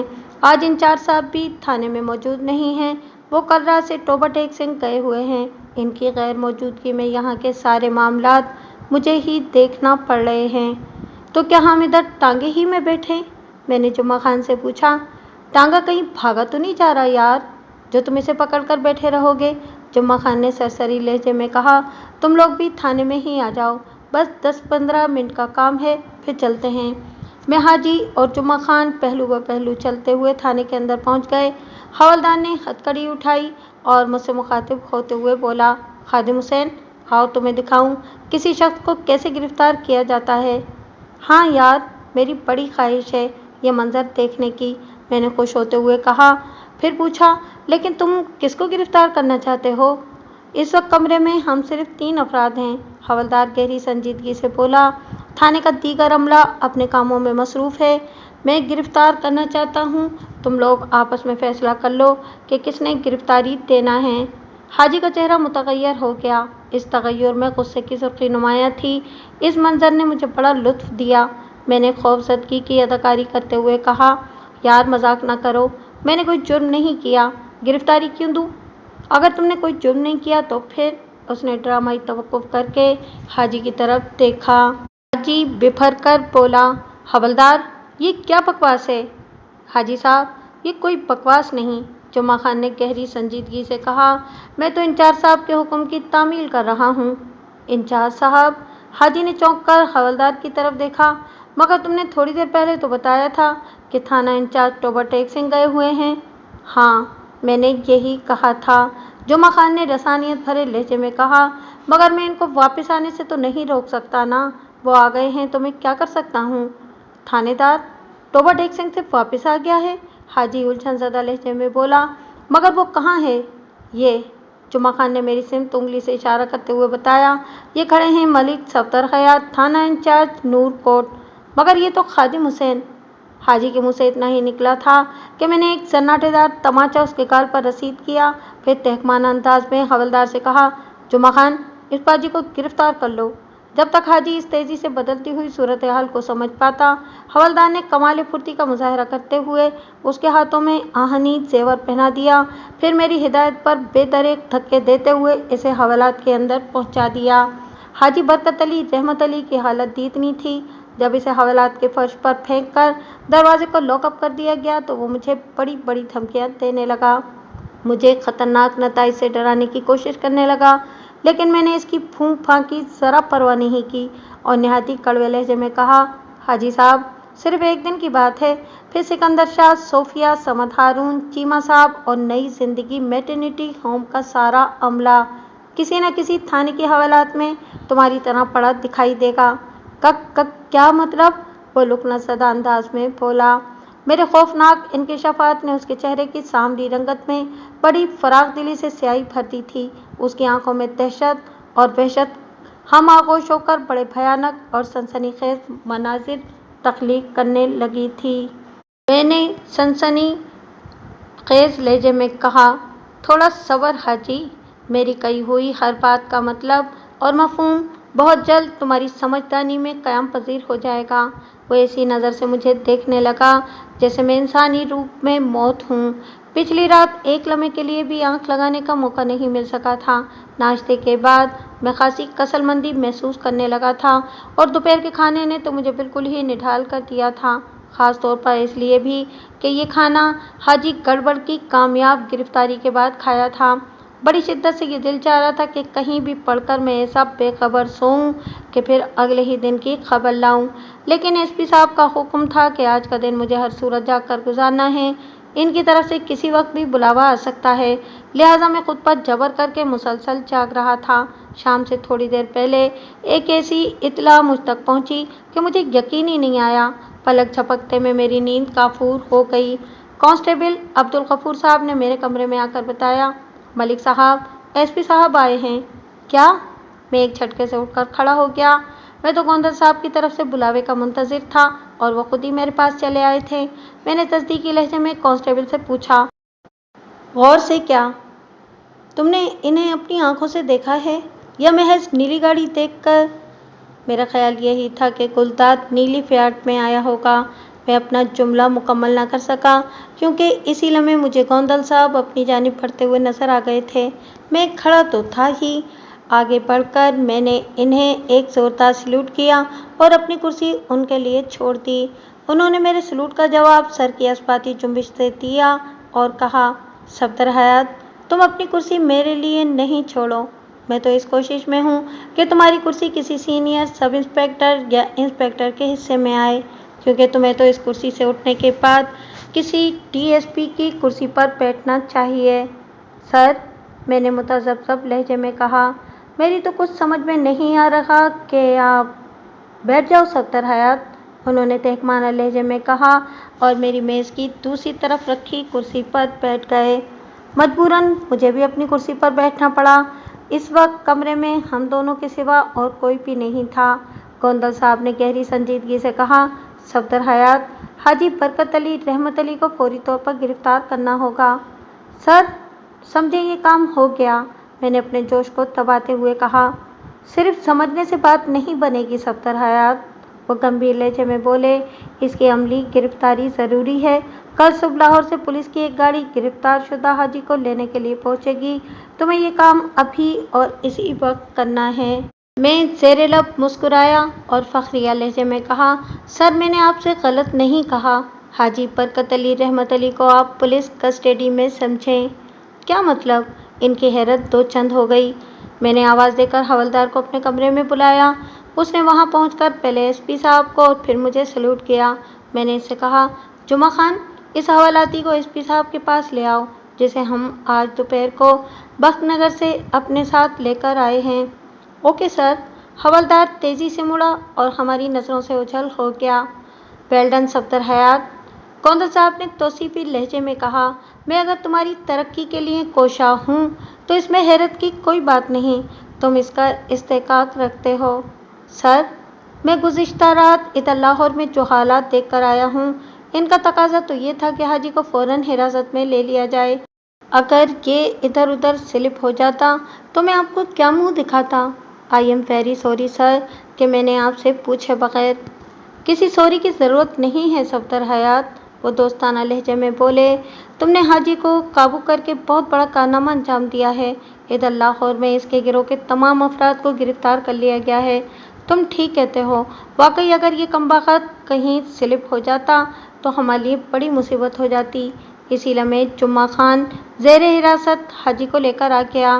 गोंदल साहब ने तनकीदी अंदाज में सर तापा उसका जायज़ा लिया और फैसलाकुन लहजे में कहा, जुम्मा खान, इसे वहीं डाल दो जहाँ से उठा के लाए हो।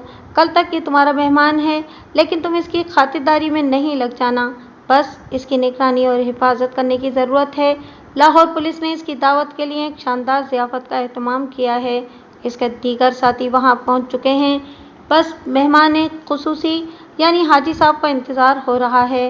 मेरा इशारा पाकर जुम्मा खान हाजी को अपने साथ ले गया तो मैंने एसपी साहब को मुखातिब करते हुए कहा, गोंदल साहब, लाहौर की सूरत हाल के बारे में तो कुछ बताएं। वो ठहरे हुए लहजे में बोला, सफदर हयात, وہاں کی صورتحال تو بڑی گمبھیر اور افسوسناک ہے۔ یعنی ہمارا شک بالکل درست نکلا۔ میں نے سوالیہ نظروں سے ایس پی صاحب کو دیکھا۔ حاجی اینڈ کمپنی بردہ فروشی ایسے گھناؤنے کاروبار میں ملوث تھے۔ بردہ فروشی سے بھی کہیں زیادہ گھناؤنے اور قابل مذمت کاروبار میں۔ وہ پرسوچ لہجے میں بولے۔ کیا مطلب سر؟ میں نے چونک کر ان کی طرف دیکھا۔ انہوں نے ایک افسردہ سانس خارج کی اور ٹھہرے ہوئے انداز میں بتانے لگے۔ صفدر حیات، پچھلے 3 مہینوں میں لاہور پولیس کو مختلف ویران علاقوں اور کچے کے ڈھیروں پر سے 10 انسانی لاشیں پڑی ملی ہیں۔ ان لاشوں میں 2 چیزیں مشترک پائی گئی ہیں۔ نمبر 1، وہ 10 کے 10 جوان اور صحت مند افراد تھے۔ نمبر 2، بڑے بہیمانہ انداز میں انہیں ایک آپریشن سے گزارا گیا تھا اور اس آپریشن میں ان کے دونوں گردے نکال لیے گئے تھے۔ اوہ! میں نے بے ساختہ ایک متاسفانہ سانس خارج کی۔ تو اس کا مطلب ہے کہ وہ بردہ فروش نہیں بلکہ گردہ فروش ہیں؟ بالکل، یہی حقیقت ہے، وہ گہری سنجیدگی سے بولے۔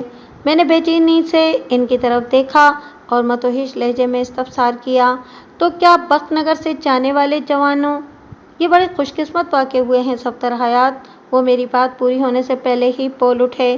گزشتہ رات وہاں پہنچائے جانے والے 4 جوان اور پہلے سے وہاں موجود 3 جوانوں کو زندہ سلامت پولیس نے اپنے قبضے میں لے لیا ہے۔ اگر تمہاری رپورٹنگ میں 2-4 گھنٹے کی تاخیر ہو جاتی تو یہ ساتوں کے ساتوں دیہاتی گبرو اپنے گردوں سے محروم ہو کر موت کو گلے لگا چکے ہوتے۔ وہ لمحے بھر کے لیے سانس ہموار کرنے کو رکے اور پھر اضافہ کرتے ہوئے بتایا، تمہاری اطلاع پر میں نے اپنے اعلیٰ افسران سے رابطہ کیا، پھر آنن فانن لاہور پولیس کو اس سنگین مسئلے سے آگاہ کر دیا گیا۔ وہ تو پہلے ہی اس گردہ فروش کی تلاش میں مختلف اسپتالوں کو چیک کر رہے تھے جہاں صحت سے بھرپور جوانوں کو گردوں سے محروم کر دیا جاتا تھا۔ میٹرنٹی ہوم وغیرہ کی طرف ان کا دھیان نہیں گیا تھا، لہٰذا انہوں نے آنب واحد میں نیو لائف میٹرنٹی ہوم اور چشمہ ہاؤس پر ہنگامی چھاپہ مارا۔ صوفیہ سکندر شاہ کے علاوہ ڈاکٹر سمد ہارون کو فوراً گرفتار کر لیا گیا۔ New life maternity home Samad Haroon کی ملکیت تھا۔ اس نے زچہ و بچہ کے معاملات کے لیے لیڈی ڈاکٹر اور نرسیں وغیرہ رکھی ہوئی تھیں اور اسی کوٹھی کے تہخانے میں اس نے ایک خفیہ آپریشن تھیٹر بنا رکھا تھا جہاں وہ بیرون ملک جانے کے شوقین افراد کے گردوں کو نکالا کرتا تھا۔ بخت نگر سے جانے والے 7 جوانوں کو آج دوپہر کے بعد آپریشن سے گزارا جانے والا تھا، لیکن اس سے پہلے ہی لاہور پولیس نے مستعدی دکھا کر ان کے مذموم منصوبے کو خاک میں ملا دیا۔ جو پولیس کی گاڑی حاجی برکت علی رحمت علی کو لینے آ رہی ہے، اسی میں وہ 7 جوان بھی یہاں پہنچا دیے جائیں گے۔ اگر یہ لوگ گردہ فروشی کے گھناؤنے دھندے میں ملوث تھے تو اس کا مطلب ہے کہ کچھ اور افراد بھی ہوں گے جو ان سے فریش گردے خرید کر آگے کہیں پہنچاتے ہوں گے۔ بالکل، بالکل ایسا ہی ہے صفدر حیات، وہ تائیدی انداز میں بولے۔ گرفتار شدگان کو کڑی تفتیش سے گزارا جا رہا ہے۔ سننے میں آ رہا ہے کہ گردوں کے اس کاروبار کے ڈانڈے ملک سے باہر تک پھیلے ہوئے ہیں۔ گویا حاجی اینڈ کمپنی انسانی گردوں کی ریکروٹنگ کر رہے تھے۔ میں نے زہریلے لہجے میں کہا، یہ جوانوں کو نہیں بلکہ ان کے تر و تازہ گردوں کو بیرون ملک بھجواتے تھے۔ صفدر حیات، لاہور پولیس کا اعلیٰ سطح کا اجلاس بیٹھا ہوا ہے، وہ ٹھہرے ہوئے لہجے میں بولے۔ وہاں تمہاری ذات بھی ڈسکس ہو رہی ہے۔ یہ سب کچھ تمہاری کاوش ہی سے ممکن ہو سکا ہے۔ مجھے کبھی امید ہے کہ جنگ پولیس کو تمہارے حوالے سے خصوصی ہدایات جاری کی جانے والی ہیں۔ سمجھو کہ تمہاری ترقی ہونے میں اب زیادہ دیر باقی نہیں۔ میں نے ممنونیت آمیز لہجے میں کہا، سر، اگر اوپر کہیں میری تعریف ہو رہی ہے تو یہ سب آپ کے توسط سے ہے۔ میں نے تو اپنا فرض پورا کیا ہے۔ اس سلسلے میں آپ نے بڑا مستعد اور ذمہ دارانہ کردار انجام دیا ہے۔ صفدر حیات، دنیا کا کوئی بھی محکمہ ہو، ٹانگ کھینچنے اور کام لگانے والے تو بہت مل جائیں گے، لیکن سچے ہمدرد اور خیر خواہ خال خال ہی نظر آئیں گے، انہوں نے گہری سنجیدگی سے کہا۔ میں نے صرف اتنا کیا ہے کہ تمہاری گزشتہ رات کی دوڑ دھوپ اور کڑی محنت کو مناسب انداز میں آگے پہنچایا ہے۔ میری جگہ اگر کوئی اور سینئر افسر ہوتا تو میں وثوق سے نہیں کہہ سکتا کہ یہ کریڈٹ تمہارے حصے میں آتا۔ تم کافی عرصے سے میرے نیچے کام کر رہے ہو اور پچھلے کئی سالوں کی کارکردگی میرے سامنے ہے۔ میری دلی خواہش ہے کہ آنے والے وقت میں بہت جلد تمہیں ڈی ایس پی کے عہدے پر ترقی مل جائے۔ Thank you sir. میں نے تہہ دل سے گوندل صاحب کا شکریہ ادا کیا۔ انہوں نے حاجی کے سلسلے میں مجھے چند ضروری ہدایات دیں اور صبح دوبارہ آنے کا وعدہ کر کے رخصت ہو گئے۔ ان کے جانے کے بعد میں اس گردہ فروش کے بارے میں سوچنے لگا۔ گردہ فروش، عصمت فروش اور منشیات فروش تو مختلف شکلیں ہیں انسان کی، ایک منفی انسان کی۔ میری نظر میں ایسے شخص کو بنیادی طور پر ضمیر فروش کہنا چاہیے۔ جب کسی انسان کا ضمیر مردہ ہو جائے تو پھر وہ غلط صحیح کی شناخت بھول جاتا ہے، اس کی نگاہ صرف اور صرف اپنے مفاد پر لگی رہتی ہے اور اس مفاد کے لیے وہ کچھ بھی فروش ہو سکتا ہے۔ ضمیر فروش انسان تو اپنے فائدے کے لیے دین اور مذہب و ملت بھی فروخت کرنے پر تیار ہو جاتا ہے۔ یہ دل، جگر اور گردے کیا حیثیت رکھتے ہیں؟ آئندہ روز دوپہر سے تھوڑی دیر پہلے بخت نگر کے 7 جوانوں اور حاجی برکت علی رحمت علی کا پرامن تبادلہ ہو گیا۔ حاجی اینڈ کمپنی کو مرحلے وار کیسی کڑی تفتیش سے گزارا گیا، مزید کن کن شرفاء کو شامل تفتیش کر کے خاطر مدارات کی گئی اور ان کی زبانوں سے کیا کیا سنسنی خیز انکشافات ہوئے، یہ ایک الگ داستان ہے جس کی تفصیل کہانی کی شکل میں پھر کبھی بیان کروں گا۔ بخت نگر زندہ سلامت اپنے گردوں سمیت واپس لوٹنے والے 7 نوجوانوں کی حالت دیدنی تھی۔ وہ سجدہ شکر ادا کرتے ہوئے نہیں تھکتے تھے۔ اشرف اور عارف نے تو باقاعدہ ناک سے لکیریں نکال کر اس بات کا عہد کیا کہ وہ زندگی میں کبھی اپنے وطن کو چھوڑ کر کہیں جانے کے بارے میں نہیں سوچیں گے اور اپنے پسینے کا ایک ایک قطرہ کھیت کھلیان میں محنت مشقت کرتے ہوئے بہائیں گے۔ اس طرح ان کی زندگی اور صحت بھی سلامت رہے گی اور وطن کی زمین کی زرخیزی میں بھی اضافہ ہوگا۔